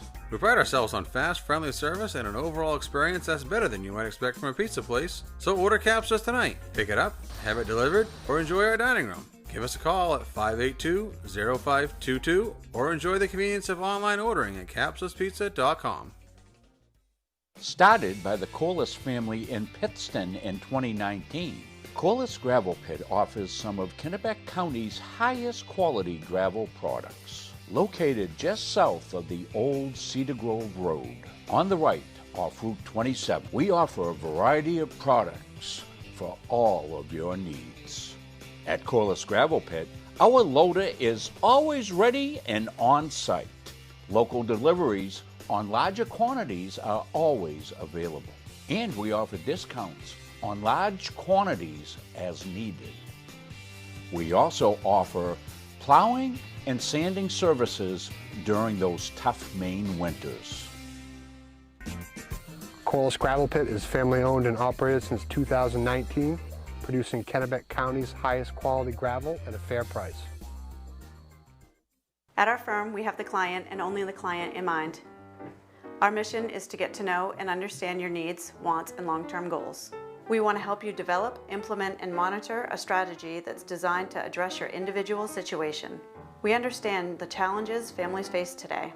From managing debt to saving for college to retirement, these personal finance challenges can be overwhelming. Our commitment is to utilize all of our resources to help you pursue your goals. We believe in thinking out of the box, and we are not afraid to challenge conventional wisdom in our approach to financial services and preserving wealth. All of our energy, commitment, and efforts are focused on you, the client, and your satisfaction. Why waste valuable time and gasoline traveling around when you can enjoy one-stop shopping at Goggins IGA in Randolph? Goggins is locally owned by people you know and trust at the heart of our community. Goggins offers the convenience of one-stop shopping, in-store banking, a large selection of liquors and wines, and a full-service pharmacy. At Goggins IGA, you're in, you're out, you're home. Elliott Office Products is a family-owned business that has been around since 1985. Grampy Charlie started the business as a service technician, and it has evolved into a full-servicing printing company. From simple copies to full logo design, we offer it all under one roof. Located in Farmingdale, Maine, we are at the heart of many different communities. We love assisting new and existing customers with any of their printing needs. Stop by, call, email, or send us a message on Facebook. We would love to help. Elliott Office Products is a family-owned business that has been around since 1985. Grampy Charlie started the business as a service technician, and it has evolved into a full-servicing printing company. Started by the Corliss family in Pittston in 2019, Corliss Gravel Pit offers some of Kennebec County's highest quality gravel products. Located just south of the old Cedar Grove Road, on the right off Route 27, we offer a variety of products for all of your needs. At Corliss Gravel Pit, our loader is always ready and on site. Local deliveries on larger quantities are always available, and we offer discounts on large quantities as needed. We also offer plowing and sanding services during those tough Maine winters. Corliss Gravel Pit is family owned and operated since 2019, producing Kennebec County's highest quality gravel at a fair price. When choosing a financial institution to entrust your hard-earned money to, bigger is not always better. Will you be noticed? Will you be heard? At Gardiner Federal Credit Union, our members aren't account numbers. They're our friends and neighbors. Each member has a vote, a voice. What matters to you matters to us. Lending decisions are based not solely on your credit score, but on who you truly are. We work diligently year-round to end hunger. We donate and volunteer throughout the community, supporting neighborhood events. We are local people making local decisions, investing in our members and giving back to our communities. Gardiner Federal Credit Union, where your money has a voice. When you need top quality aggregate, you need McGee Construction. From gravel, sand, and crushed stone to specialty materials, McGee Construction has supplied Maine's contractors and homeowners for over 35 years. No project is too big or too small. Whether you're building a driveway, a home, a highway, we've got the materials you need delivered on time every time. For reliable service, expert advice, and high-quality aggregate, trust McGee Construction. Built on trust, driven by quality. Don't feel like cooking dinner? Call Caps's Pizza in Farmingdale. You can make the whole family happy with our award-winning pizza, sandwiches made on fresh baked bread, delicious nachos, or salads made to order. And don't forget the whoopie pies. We pride ourselves on fast, friendly service and an overall experience that's better than you might expect from a pizza place. So order Caps's tonight. Pick it up, have it delivered, or enjoy our dining room. Give us a call at 582-0522 or enjoy the convenience of online ordering at capsuspizza.com. At Randolph Hardware, our game plan is simple. We offer way more than just hardware. We have a huge selection of paint, plumbing, electrical, and gardening supplies to help you complete simple projects to major home renovations. We also offer a rental center, factory authorized power equipment repair, and the best tool selection around. So stop in today and let the Randolph Hardware team help make your project a winner. At our firm, we have the client and only the client in mind. Our mission is to get to know and understand your needs, wants, and long-term goals. We want to help. Is your annuity keeping up with your goals? The financial landscape is constantly evolving, and new annuity options are designed to offer more benefits, better flexibility, and improved growth potential. Upgrading your annuity can help you take advantage of these opportunities and make your money work harder for you. Whether you're looking for higher income, newer, better terms, or added features, now is the time to explore what's possible. Call today to discover how we can help you unlock the full potential of your investment. When was the last time you reviewed your annuity? If it's been a while, you could be missing out on new opportunities designed to help you get more from your investment. Today's annuities offer better growth potential, increased flexibility, and extra features that can be tailored to your needs. Upgrading your annuity can connect you with those modern options and ensure your money is working as hard as you are. Don't let your financial future lag behind. Call us today to see how we can help keep your annuity investment working for you. At Central Maine Community College, your future is our priority. I'm going to be a preschool teacher. An HVAC technician. Pediatric nurse. Whether your college journey is starting here, I'm going to be an architect. Physical therapist. I'm going to be a lawyer. Or we're a stop along the way. I'm going to be a doctor. A machinist. Honestly, not 100% sure yet. With over 40 programs, I'm going to be a graphic designer. An athletic trainer. There is something for everyone. CMCC. Your future starts here. We are Bulldog Strong.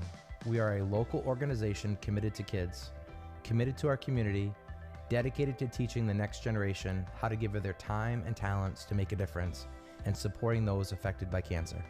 Bulldog Strong Basketball was established in 2013 when my own mother was diagnosed with breast cancer, and I saw firsthand her struggles, doubts, fears, and her amazing fight to live. Cancer does not discriminate, and so many of us have been directly affected by the disease. Our basketball family has grown over the past 8 years, and we continue in our mission to provide opportunities like our summer camp, All-Star Showcase, and our 3-day invitational to raise money for those in need. Through competition on the court, we learned so much about how sports can shape our lives in a positive way. We are passionate in what we do. We are proud of our Bulldog Strong family. We are incredibly thankful for the support we have received. Kids, community, and caring for one another is who we are. Remember, no one fights alone.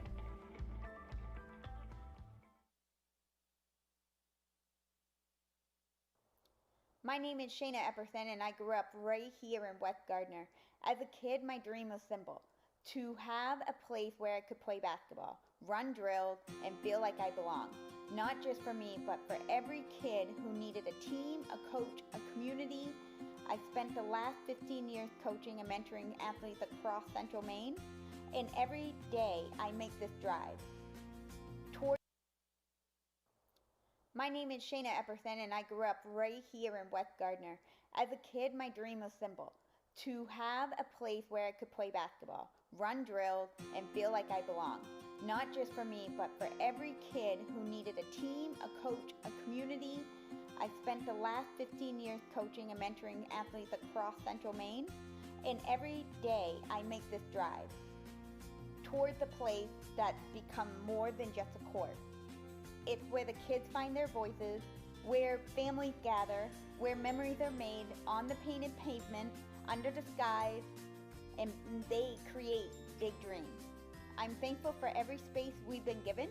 It's time to build a home, a place that reflects the heart of this community, a place where our values, teamwork, respect, confidence, determination, and commitment live in every corner. Atlantic Youth Sports isn't just a program, it's a promise. And now it's time to give that promise a permanent home to grow.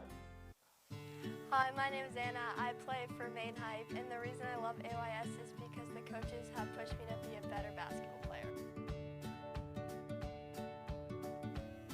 Hi, my name is Lexi. I play for Maine Hype, and one of the reasons why I love AYS is because it gave me an opportunity to grow as a basketball player, and it made me fall in love with the sport. Help us build our home, donate, volunteer, sponsor at aysinc.org.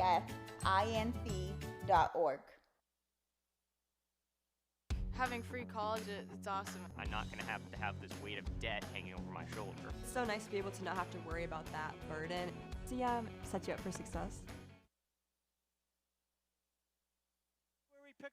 The Hutchinson Family Sports Foundation is proud to support Munson Media's production of live streaming high school sports. We recognize the hard work and dedication of Maine's high school student athletes, and we applaud Munson Media's pioneering live streaming efforts. The Hutchinson Family Sports Foundation. Since 1892. And it changes the game, 35-26. This has been a wacko affair. For years, you've worked hard, saved wisely, and dreamed of this moment. Retirement is one of life's biggest decisions. You don't have to navigate it alone. With Gosline Retirement Planning by your side, you can retire with confidence. We're a team of fiduciaries who specialize in the transition from work life to retirement life, and we're here to help. We at GRP are committed to building a plan that lets you live and give better than you thought possible. At Randolph Hardware, our game plan is simple. We offer way more than just hardware. We have a huge selection of paint, plumbing, electrical, and gardening supplies to help you complete simple projects to major home renovations. We also offer a rental center, factory authorized power equipment repair, and the best tool selection around. So stop in today and let the Randolph Hardware team help make your project a winner. Having free college, it's awesome. I'm not going to have this weight of debt hanging over my shoulder. It's so nice to be able to not have to worry about that burden. So yeah, sets you up for success. Taking a look at some of the crowd across the way here at Libby Field. We're looking over at the Leavitt end, and they are ecstatic. They lead this one 26-0 in the dominant first half for the Leavitt Hornets. We can take a look at some of the big plays here in this one, and we'll show you. It'll be all Leavitt Hornet highlights coming up here as we see. Take a look at the first touchdown. It was inside on the first drive right here, and you're going to see what we saw for most of this drive, and that was the hard running of Brandon Hutchinson right here. He's coming off the right side, and that's not one of his hard runs. He didn't really have to do it until he lowered the boom there in the end zone, but he led them down the field. He got them in for a 9-yard touchdown run. Extra point no good. It was 6-0. Second touchdown of the game came on their second drive of the game. Again, we're going to see short yardage here. It's going to be a 3-yard touchdown run. Hutchinson again starts left, comes right, and that's been a hallmark of his running all night. He's got great vision as a runner, and scampers untouched into the end zone. 2-point conversion, no good. It was 12-0. And then probably the key play here in the first half is going to be this play. Tigers down a touchdown at midfield, first down. They look to go to McGrain here as we take a look at the play right here. Play fake, good delivery here out in the flat. And McGrain's never going to get the ball put away. And that was called a catch. It was scooped up and returned all the way. You can see the Bevier block is out front, and just nothing the Tigers could do on that, as you know, they thought the play was dead on an incomplete pass. So here comes the fourth touchdown here. It's a good play by Marquis. He's chased from behind. Whalen's after him right here. And he's able to drop it off inside. Again, that man, Brandon Hutchinson, he's going to rumble and ramble all the way down into the end zone. Nice block there by number 50, Jason L'Italian, there to spring him loose into the end zone. And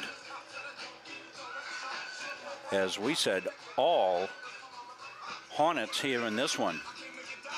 Tigers will be coming back onto the field as well as we shift over. And you know, Jim and I were talking here at halftime. You know, we're both, you know, we've coached in these situations on both ends where you've had a dominant first half and you lead and you go in there and you tell your kids, listen, play like it's nothing. Don't playing, yeah, keep playing. It's nothing. And if you're the guy in the Tigers, you're saying, okay, let's see if we can win this quarter. Let's win a drive. Let's do something in a positive way that we can build on here.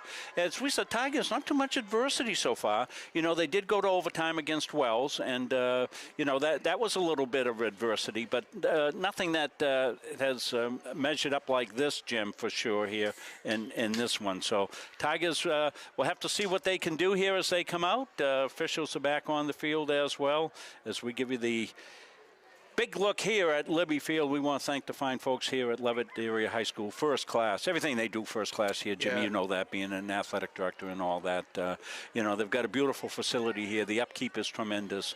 They built this visitor side press box, and that's where we are. That would be the envy of many teams to have a press box like this, and all wired up with internet, and we're able to get the game out to you, and we're happy to be able to do that. Lets us know if we ever have to come back here again that we have this facility here to be able to use. And we'll have to see. Class C is going to be wide open. I saw last night, I watched a little bit of Huddle, that streams it, no commentary, and just like the Huddle cam.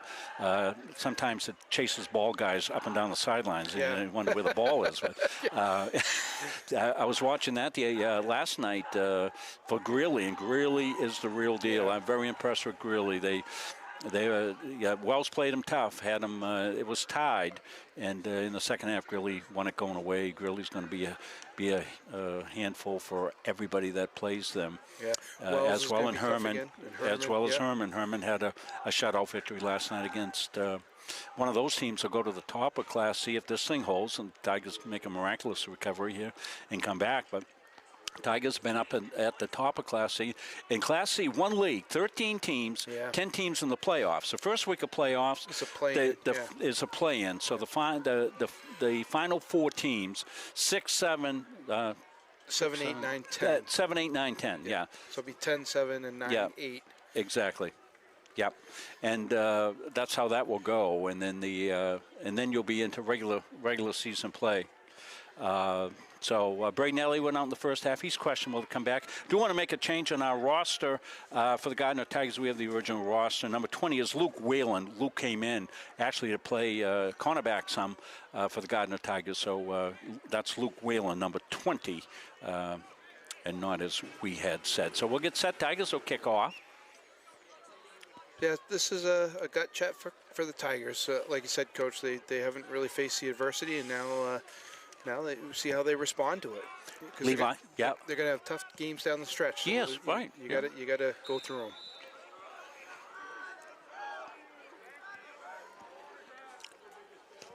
Levi Moore into a high kickoff. Going to come down to Mason Henderson. He has a little trouble with it. Good Tigers look to chase him down. Yep, breakdown. And pretty good return for what was a disaster in the making out to the 25-yard line or so.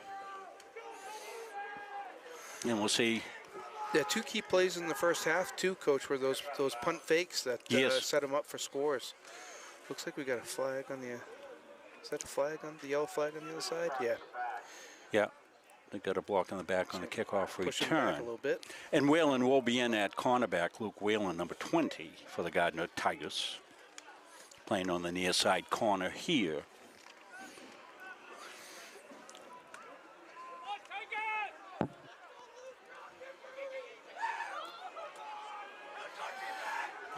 Watch number 50 the first half for Leavitt, Coach. He's the offensive captain on the line there. He's making calls on the line for blocking schemes. Yeah, Letarian, he had a big block on one of the touchdowns.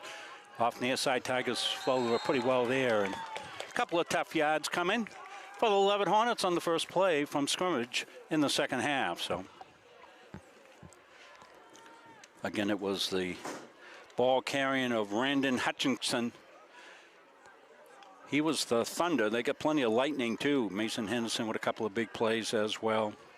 Steady quarterback play from Landon Marquis. And that's why they're ahead on the scoreboard, 26-0. Marquis. Ooh, they're moving there. Second effort. We'll pick up a couple of tough yards, and it's going to bring up a third down, and maybe he picked up the first down. Let's see on the spot. Yeah, looks like he did there. Yeah, it was Hutchinson on the carry again, picked up the first down. Tigers were over-penetrating, you thought, a little bit, Jimmy, in the first half, rather than just, winning the battle of the line of scrimmage. And, when you have a team that likes to counter in and, pull guys and do that kind of stuff there, penetration's what they want. Yeah, they let you go through. Like you said, they're going to trap you. So 1st and 10, ball at the 23, and another tough run. First down yardage and more for Henderson as he bangs it out. Not Henderson, Hutchinson, I mean. Yeah, he's a tough runner. He'll get a little break here as he should, carrying the bird here for a couple of consecutive runs. And it looks like the Leavitt Hornets have come out and said, just as they did to start the game, we're going to establish a line of scrimmage, and we're going to try to knock you back off the line of scrimmage, give it to our backs north and south, and that's what they've done here so far to move up smartly to about the 35-yard line. It'll be 1st and 10. And this time, Tigers with some penetration. Good job by Deering here. Jason Deering came through and went down the line of scrimmage. Yeah, made a good play. Trevor Barron also got in the backfield. Well, one of a few scrimmage losses here for the Hornets. Bring up 2nd down, ball at the 35. It's 11 to go, loss of 1 on the play.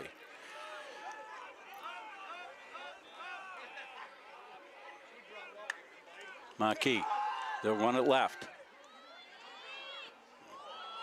The ball came out. Ball's out. It went right back to Leavitt. It came out, went back. Well, that was a funny play. I don't know if we... Yeah, and we got a flag at the end. So let's take a look at it. But the way this was going, it looked like the Tigers were going to pick it up. They did pick it up. And I think the Tigers stayed with the ball, right? The Tigers have the ball. Yeah, you saw all the white shirts heading the other Yeah. direction, thinking they had the ball. They're talking about it now. We also have a flag at the end of it. Well, if the flag came after a possession, it's going to be. I don't know how that's not the Tigers' ball. Can we look at that again, Chris?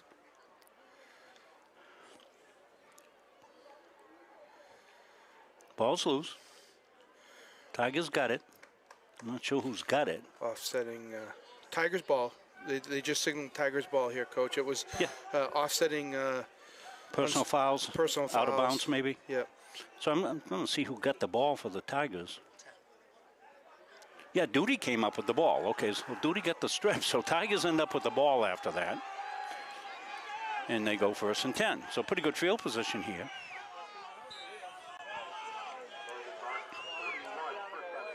Duty at quarterback here. Yeah, Duty usually runs out of this, and he will.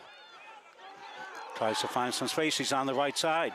Justin Duty makes a man miss. Duty finishes the run. Howdy, Duty. Lowered the shoulder and ripped and dipped. Little wildcat offense there for the Tigers. Direct snap to Duty. Just the spark they needed here. Yeah. So this is a halftime adjustment. It's an empty set.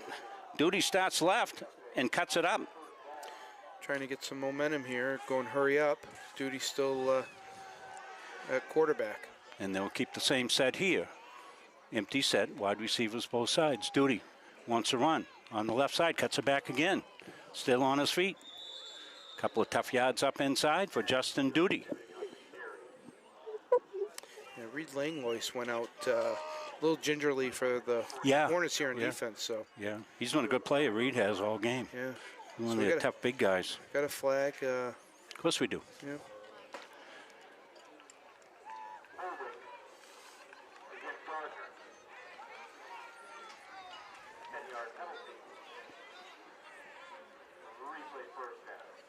A lot of penalties in this one. Teams will have to clean up. You're going to be a playoff team. You can't be committing these penalties. And yeah. Both sides, fair amount of penalties. Either that or the officials thought homecoming was for them. Duty's still taking snaps here. Got to run an extra one. Trouble there, and Duty will do well just to get a couple of yards here. Duty can throw. Going to be 2nd down, 19 to go. Tigers stay with the same offensive personnel. Good news is Braden Elliott. Yeah, I see Braden. Yeah, he's out far side. Good for him. It's good to see Braden back. Gingras will come this side, and might be a pass situation for Duty. A call for motion. Whalen will come in motion. They'll toss it left side. Little square up there. Yeah, pretty good read and pretty good run there. A couple of yards. And on a 2nd and 19, you're in 4 down territory.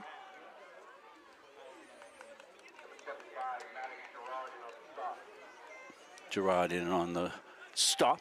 A good adjustment for the Tigers at halftime to get a little spark with their offense, with a little run game with Duty. Elliott out here to the near side, lone receiver, bunch set right. They usually like to run in behind the bunch. We'll see what they want to do. Duty goes right. He's in trouble.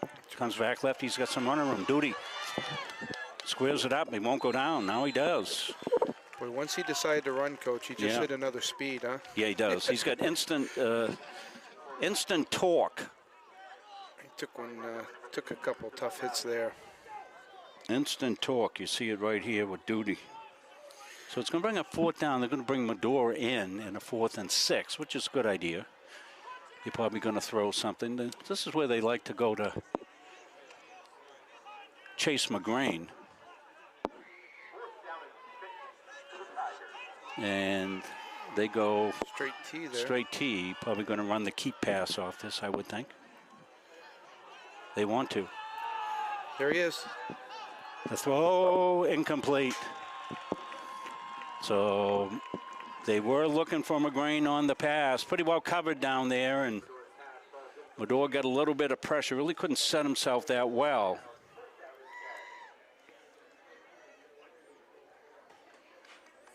Going to see it right here. Medora scrambling to his right. Looked like he had the flat there early for the first down. Yeah, he had Chadwick in the flat, not able to connect with him. So Tigers can't cash in on their turnover. Leavitt will come out. Under center. Got to think. No, not under center. I just saw the center. Shovel pass. Duty with the tackle for the Tigers. Yeah. Justin Duty plays at a tremendous level, just like his brother did. Is tough kid. Really bright future in football. He's also a tremendous wrestler as well. You got another penalty. This one's against what week of the season are we in? 6. 6, yeah. Yeah, a lot of penalties for week 6. Yeah, a lot of penalties for week 6. This will back him up, though. Kind of thing is the coach that drives you crazy. Am I in the way, Andy? We're kind of tight quarters up here, so we're all saying please and thank yous and passed out deodorant at halftime and chummed in here. I wouldn't let Andy get any onions on his hot dog at halftime. I said, we don't need it, Andy.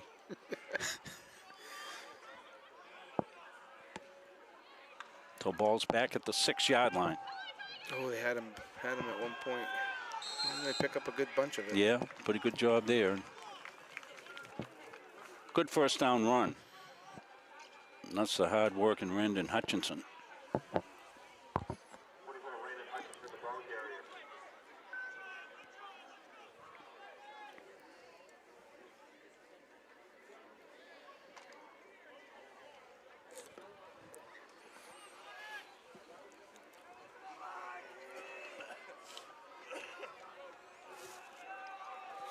So it's second down and manageable here.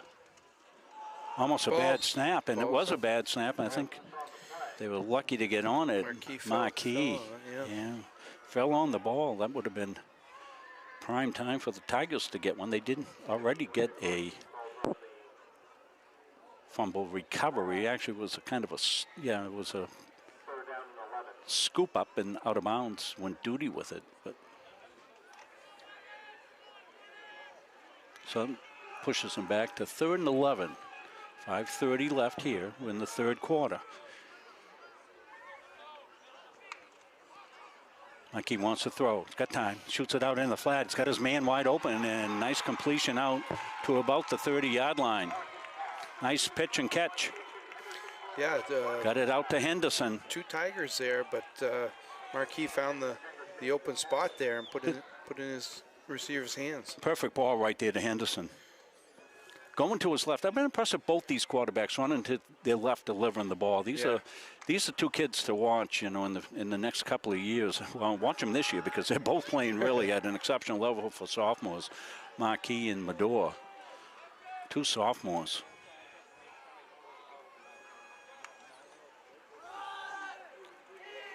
Marquis keeps it, dances back to the outside. And that was a Wildcat. That was Brody Poland.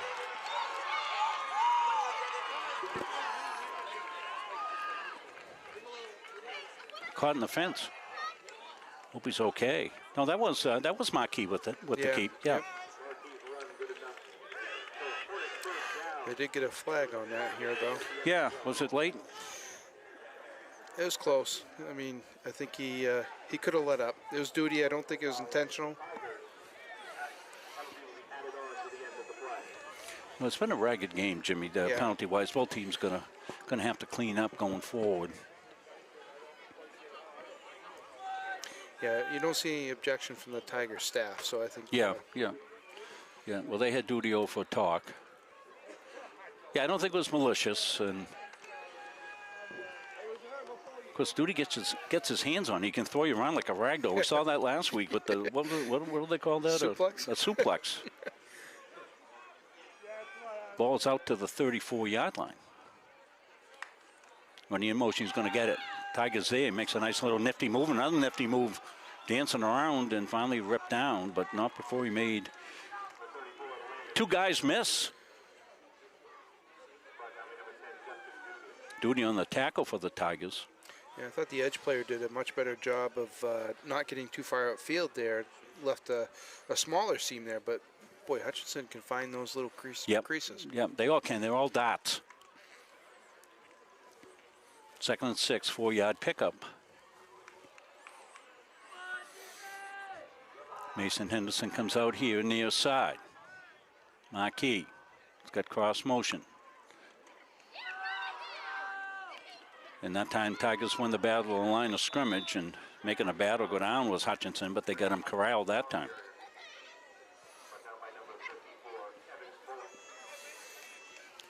Just want to let the people know, if you're sending me personal messages and FaceTime messenger stuff, I'm busy. I can't answer them. Sorry. 74 Langlois is back in the game for the Hornets. That's good to see. We'll get to them. Ball's at the 31, 3rd and 7, 3:28 moving clock. Marquis to throw. Dumps it off. Tigers are there, make the tackle, bring up a 4th down, maybe a gain of 1. Duty's there again. That was the tight end. Yeah, good coverage. King was there as well.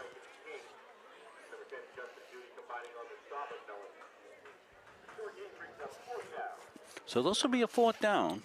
Yeah, we didn't. 7 to go. Didn't see much kick game, so I think we'll see him go for it here. Yeah, it'd be a long field goal ball at the 28, 38, 45. Too short to punt. Like a 4th and 4. Could go hard count. Cooper Moran out here to the near side. Marquis wants to throw. Got plenty of time. Drops it in the flat, incomplete. Yeah, he had his receiver early and didn't see it early, and yeah, it was Brody Poland out there, number 10, covered by his counterpart, number 10, Justin Duty. So another good stop for the Tigers. So Tigers get the stop. They'll send Medora back offensively, and one of the things that when you take a look at it, Jimmy, Medora's had some good time to throw the ball today. You know, so they might be. Might go to pass games, get some stuff over the middle. Yeah, and even when they had good coverage, he did a good job stepping up into the pocket and getting some yards on his own. Yeah, they had a little dig pattern there with Gingras in the first half. He was open, and so we'll see what they come back to. 2:32 left. They'll come back in stop motion, and they'll roll out, and that one is incomplete.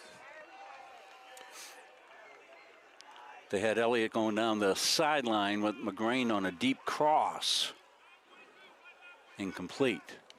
2nd down, 10 to go. Tigers trying to play with a little tempo.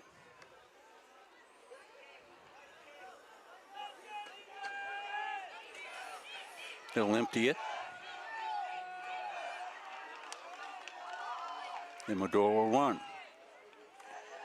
Not for long. He's wrestled down. So he gets to the 2nd level.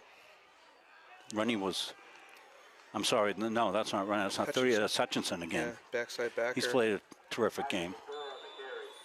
Nathan Kakos is down. Looks like a cramping formation, I call that. When your teammates go over, grab your toes like that and push you back. So let you know, Tuesday night, senior night for volleyball. Gardiner Tigers #1 in Class C volleyball in the state. That's another 1 division in volleyball. So Tigers looking good. They just played a very strong Yarmouth Class B team. And Yarmouth about 500, but a very good team, as you said, Jimmy. They've been good through the years, and certainly that Class B volleyball down south, we played in it for a couple of years. That's a tough. York, yes. Yarmouth, Kennebunk. Yeah, those are strong teams.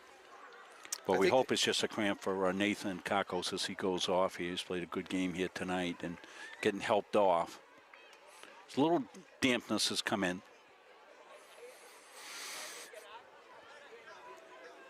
So when we come back into play, it'll be 3rd down, 7 to go for the Tigers. 2:07 left here in the 3rd. Good 3rd quarter for the Tigers here, though. They've had some stops and they've moved the ball a little bit. early with duty at quarterback.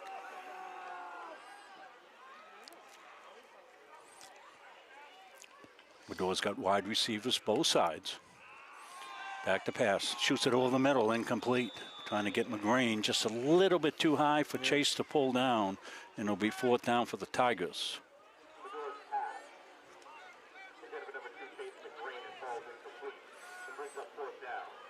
I think that was delivered just a little early. Chase hadn't got all the way out of his break.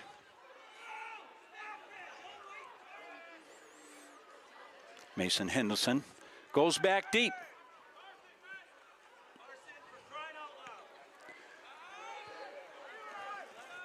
That'll bounce at the 40-yard line, take a Tiger roll inside the 35 to about the 34-yard line. And there was something in behind the play.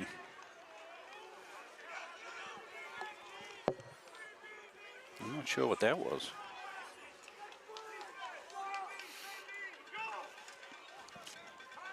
So 1:42 left here. The ball's going to be 1st and 10 at the 34-yard line for the Leavitt Hornets.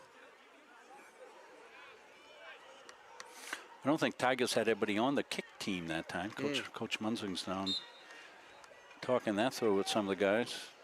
You know, sometimes somebody gets dinged up and you got to be ready to go next guy. That's where our Coach Trask was tremendous with our kick card. With kick card, yeah. Yeah, had that all figured out and everything else. So important.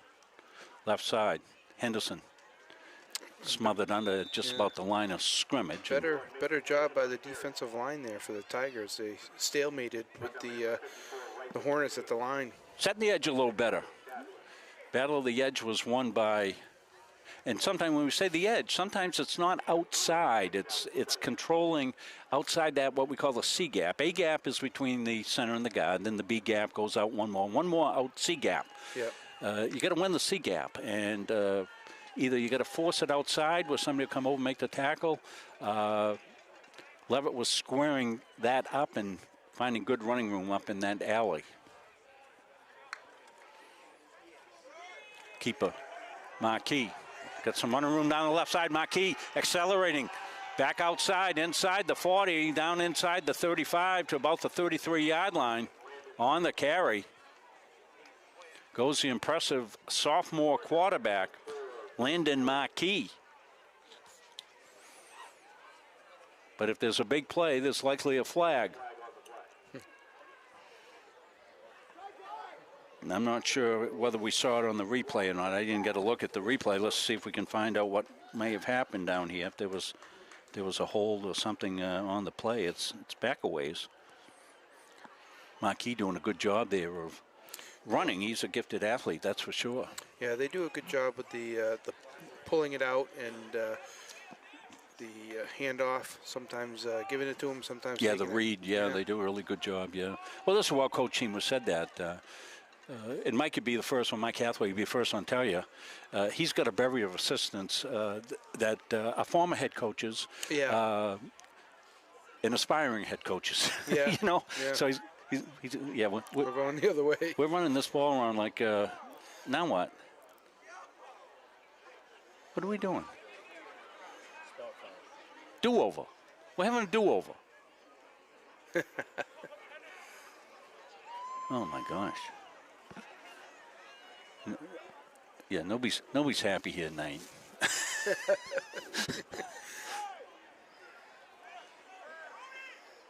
I just beg officials, go back and watch game tape. That's all I beg of you. Yeah. Just go back and watch, and just to to see your calls. And if you get it right, say, hey, I did. If I get it wrong, I'm going to get it right next time. Well, that's how you learn, right? That's how that's players it. learn. I mean, the players watch tape all the time. We as coaches watch tape all the time. Officials watch tape. Yeah.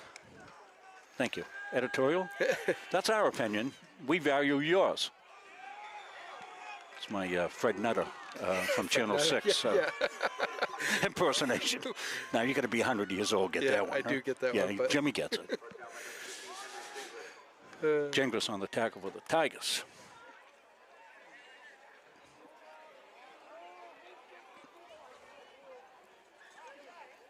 So it's going to be second down. and about 4. So they won't snap the ball here. As I just heard Coach Hathaway say, don't snap it. Yep. So we'll go into the 4th quarter. When we come back, it'll be 2nd down and about 4 yards to go here for the Leavitt Hornets. So we want to talk about our good friends at McAllister Real Estate. They're coming on as one of our great sponsors, and we thank them so much for doing that. We're going to get out as, we've been doing about 120 games a week, it seems. So we're going to be in touch as things slow down a little bit to get them a nice ad made up for their real estate business. They're going to sponsor not only Gardiner, but they're also going to sponsor Halldale Athletics as well. So they're coming on as a dual sponsor for us. And our other friends at CB Matson. CB Matson have been providing housing here in the state of Maine since 1959. And they are equal opportunity housing operation as well as handicap accessible for all their locations. You can find out more information about CB Matson on their Facebook page and their contact numbers there. Give them a call. They'll help you find some affordable housing. I want to thank Chris Wheeler doing a great job on our production.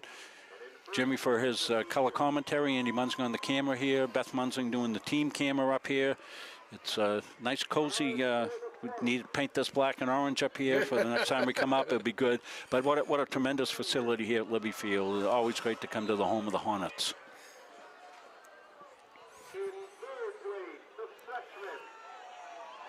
Jim Palmer's been named the king of the homecoming dance.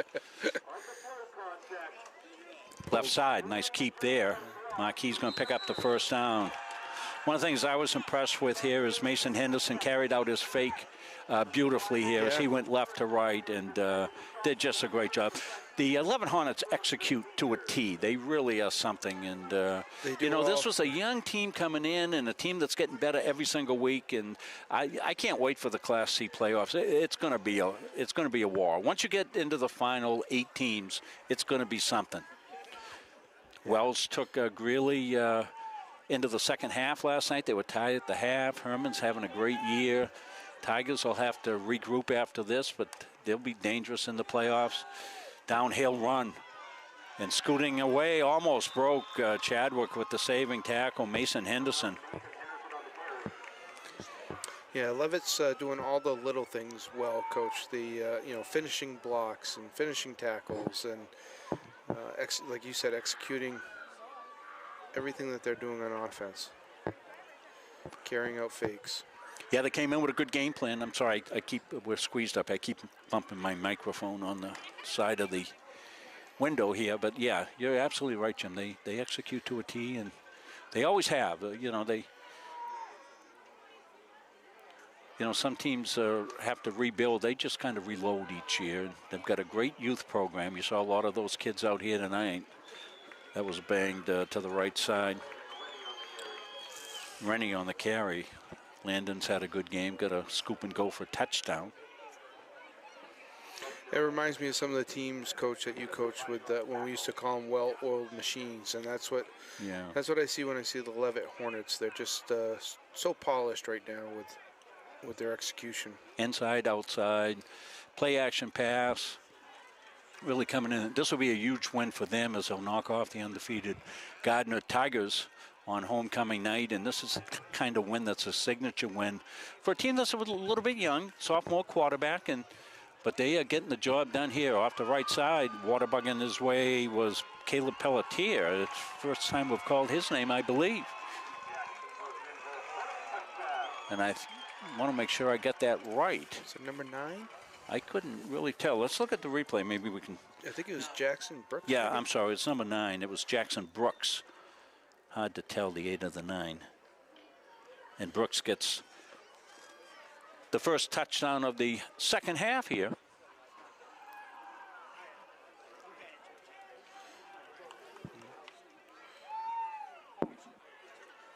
And good time to practice your 2-point offense.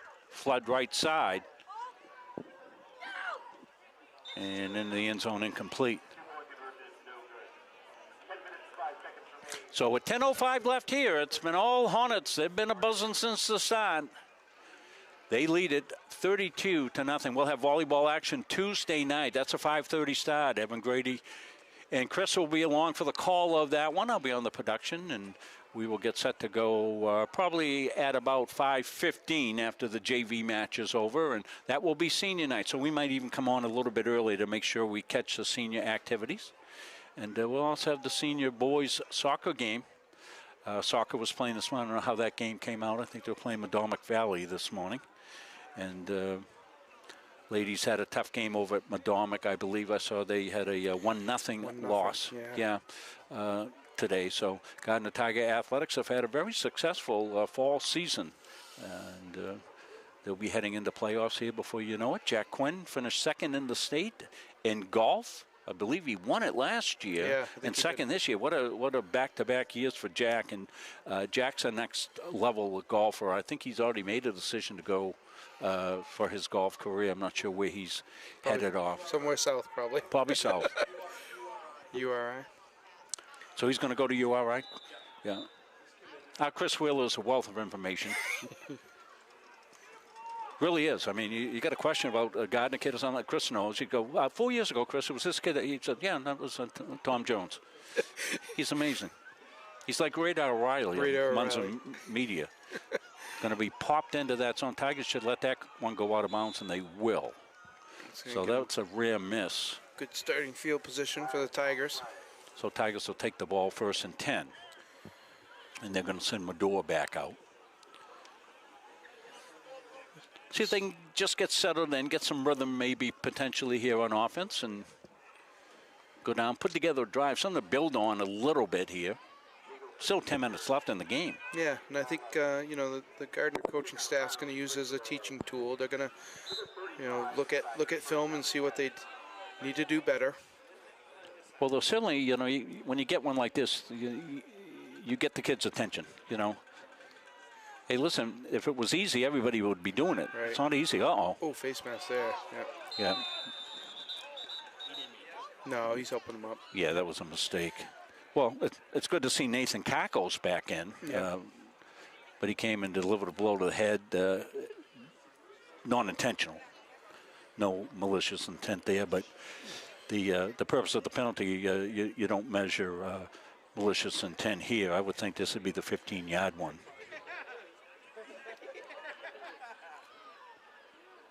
Leading statistic in this game is going to be penalty yardage on both teams. My gosh. Yeah. And like you said, Coach, at this point in the season, you got to clean that up. Yeah, you can't be a good playoff team committing these penalties because it's going to hurt you, and it's hurt the Tigers a little bit more tonight. Leavitt's been able to overcome their penalties. Ball out at midfield, 1st down. Braden Elliott out here near side, Whelan in the slot. Wide receivers to the top of the screen as well. Tigers want to throw. Looking for Elliott. That ball is just up in the air and it's going to be intercepted. And the thing is, you're not fooling anybody on that. Darren Flagg got all the way back on his coverage, and you're trying to put a spot pass in, and Flagg figures, okay, maybe they're going up top, and he's playing just a loose cover 3, and he's just well off that and able to make the play. You can see he's running right with it. The ball's, overthrown a little bit, and he's able to corral it in.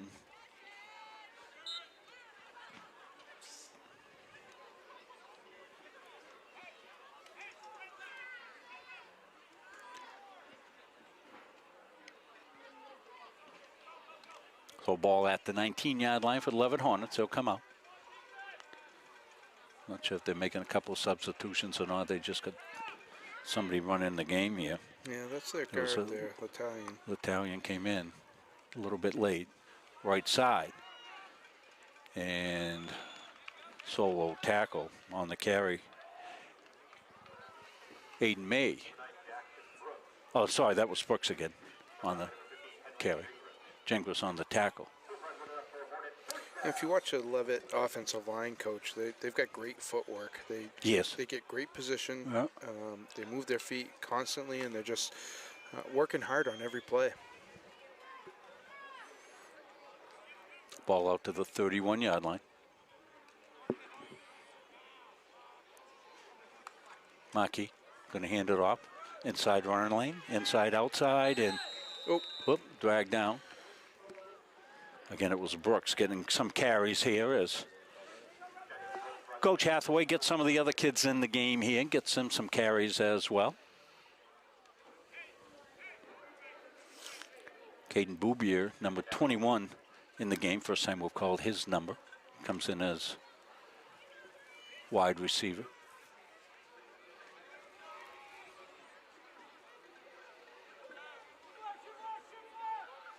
Second down, 8 to go. Boubier in motion. He's going to get the carry. Right side. Cuts it back up. Back out. Tigers will swarm to it, but a couple of yard carry. Yeah, that backside's been there all night for them.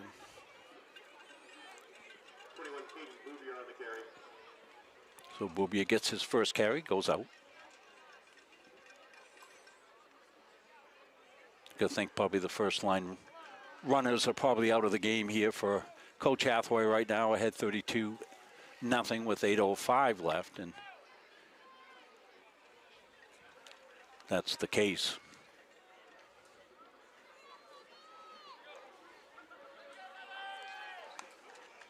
Rennie, he's got a seam. Lowers his head and out over the 45 to the 46-yard line.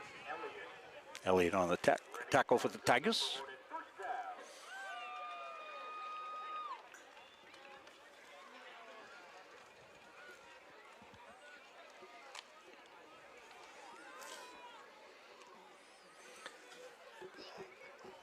Looks like the Hornets are going to Messalonsky next week, Coach. Yeah, Messalonsky just had a big win. And Brooks again get tripped up.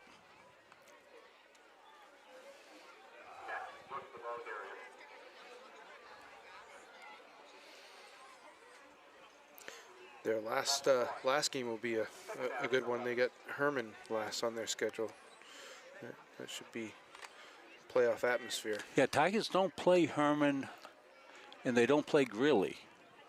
Just the way the schedule worked out. Brooks going out far side. Got to change your quarterback as well. We'll pick that up in a minute. Ball carrier Boubier out over the 50-yard line. Quarterback looks like 23, Grady Chase maybe.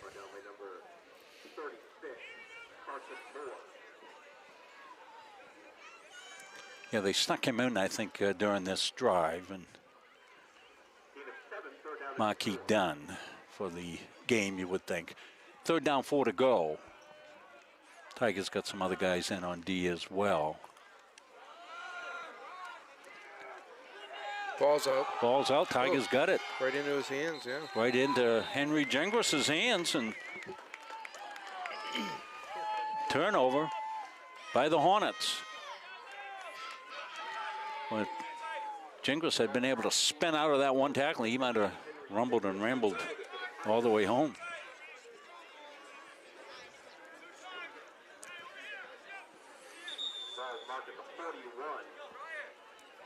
So timeout on the field is, looks like both teams are going to make wholesale changes on offense and defense. So a good communication by the two coaching staffs to say, oh, let's take a timeout.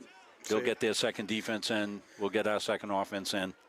And yeah, a lot of times you're doing it on the fly. You get 10 guys out there. You got to call a timeout. Might as well just call timeout, talk to each other, and get everybody in. Get everybody squared away, and Coach Derek Sessions down there making sure the second offense will be ready to go. Get some guys in, get them some reps. Well, Tigers will need a regroup after this. Yeah, they won't be happy, but that's okay. Yeah, it's all right. That's how you get better. You find out where you want to be. You need to come out with a case of the uglies next week, huh? Yeah. Tough week of practice. Get back to the grind. Remember, we're playing football. This isn't checkers. You know, it's not easy. We've got to work hard. Gonna have some Got to fight through adversity. Got to fight through it. Sure. I think the Tigers will probably respond great next week. Probably Foxcroft Academy is going on. Darn it. Joe Hanley. He's swarmed under. Somebody missed a block there, and Number 53 there. Joe paid the price. Levi Negley. And Negley might have been one of the starters, got left in there. Sometimes that happens too. All of a sudden, coach looks out and says, "What's he doing in there? Get him out of there." Jeekers.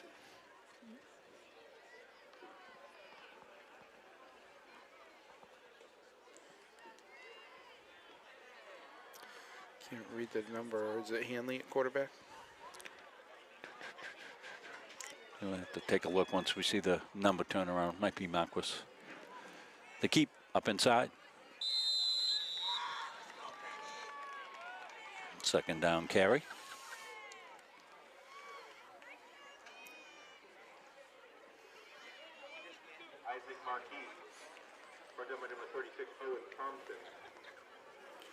Yeah, so it was Marquis. They're going to call him Marquis up here because their Marquis is called their Marquis, their Marquis is called Marquis. Yeah. That's why we asked before the game. We sent Chris down to find out if it was Marquis or Marquis. 3rd down 8. Ball at the 48. Marquis wants to throw over the middle. Got his man. Oh, good catch. Good catch there. Bringing it in for the first down. Picked up. Good throw, good catch. J.C. Adams on the catch.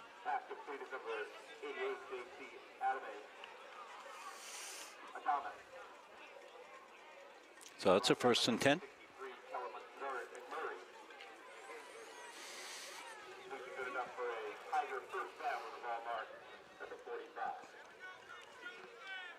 Ben Dillingham out here, near side wide receiver.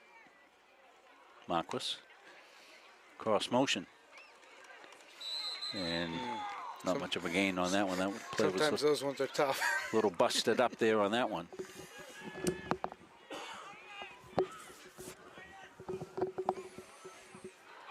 These guys will probably play a JV game on Monday, Yeah, Coach? I would assume full JV squad Monday. It'll be down in Gardiner. Not sure what time. Sometimes we've been playing the JV games at 6 o'clock because they've got varsity games and other sports going on now. We got the turf field. You can do that. Is it next week, Jim? You're unavailable. You won't be. You won't be at the game next week. Yep. Next week I'll be in Colorado. Marquis wants to keep it. He's got a running room left side. Closes on quickly though. It would be about the 45-yard line.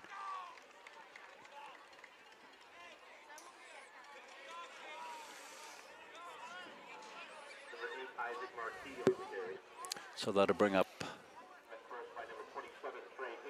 3rd down. Hinckley with the tackle. 3rd down and 9.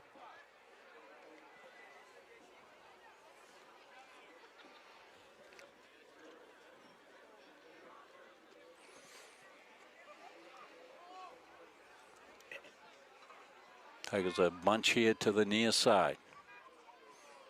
Moving clock, 2:41 left. Marquis wants to throw. Now he's going to scramble. Now he's going to run. Trying to beat a guy. Beats one guy, and a decent run to bring up a 4th and short. Yeah, some good downfield blocking for the Tigers.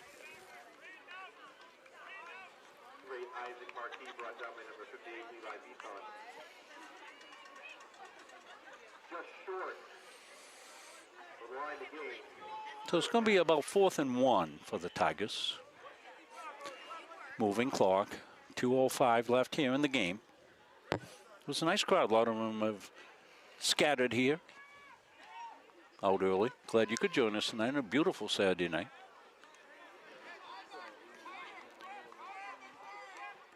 Hornets took care of things early. Put the Tigers away. 20 points in the first quarter. About did it. Marquis got its man wide open. Adams has got it. Nice catch there. And yeah, good throw, good catch. Sorry, I was in Andy's way here. Made it a little tough on the camera work. I'm sorry, Andy. But a good throw.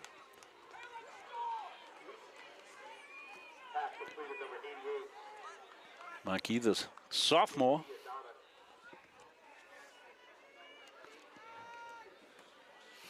Coach, I saw you taking some BP this week. Yes, I did. I got well, I'm a free agent again this year. I was going to tell you, take that outside pitch the other way. It was soft toss. I told Coach Palmer, very creative editing coach, to get me the couple of swings I had. My timer was way up. I'm not used to taking lollipop batting practice. And finally I get to it. But Tigers in the hurry up, 1:05 left.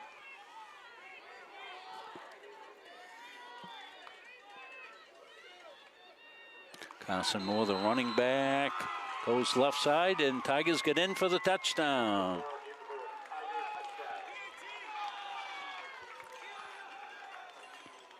And Tigers will go for the kick, which I think makes sense. Good thing to practice. Yeah. And they'll get their first team out there, I think. Yeah, you only usually have one extra point team, when you take a look at things.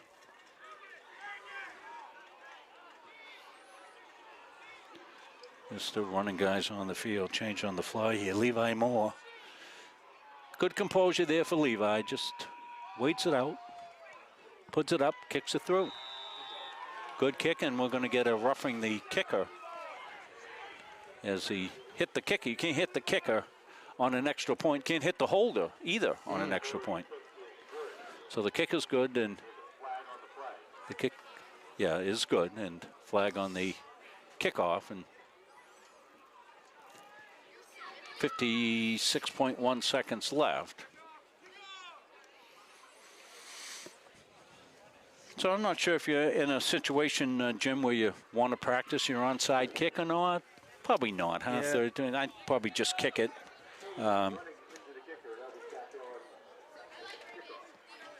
Yeah, I think once you've made the commitment to put some young kids in. Yeah. And the reason the extra point team, you only have one extra point team, so. And as I look at this is the JV kick team going out there. So by this time, you've got a JV kick team because you've been playing a lot of JV games. Yeah. So Leavitt's trying to figure out whether they're going to onside kick it or not. They're not sure there. They're trying to make sure they're 10 yards. Yeah, they got to be 10 yards. they're about 2 yards. That was funny.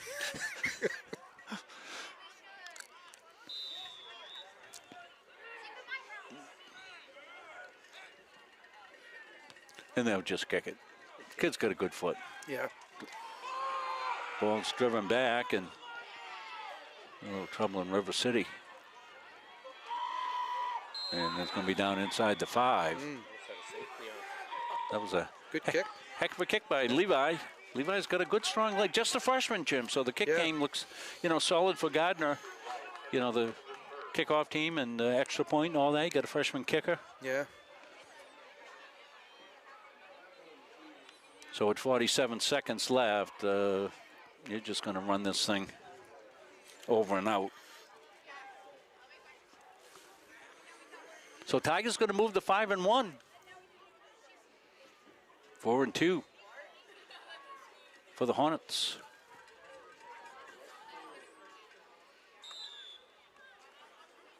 And they just took a knee. Yeah. Good decision. They usually let the official know, hey, we're going to take a knee here. Yeah. So everybody plays smart. And they were smart. They held the 40-second clock, so they don't have to snap it here. Although they might. They will. They'll snap it, and that will do it. So your final is going to be 32-7. Hornets over the Tigers. In a big Class C matchup here on homecoming at Libby Field.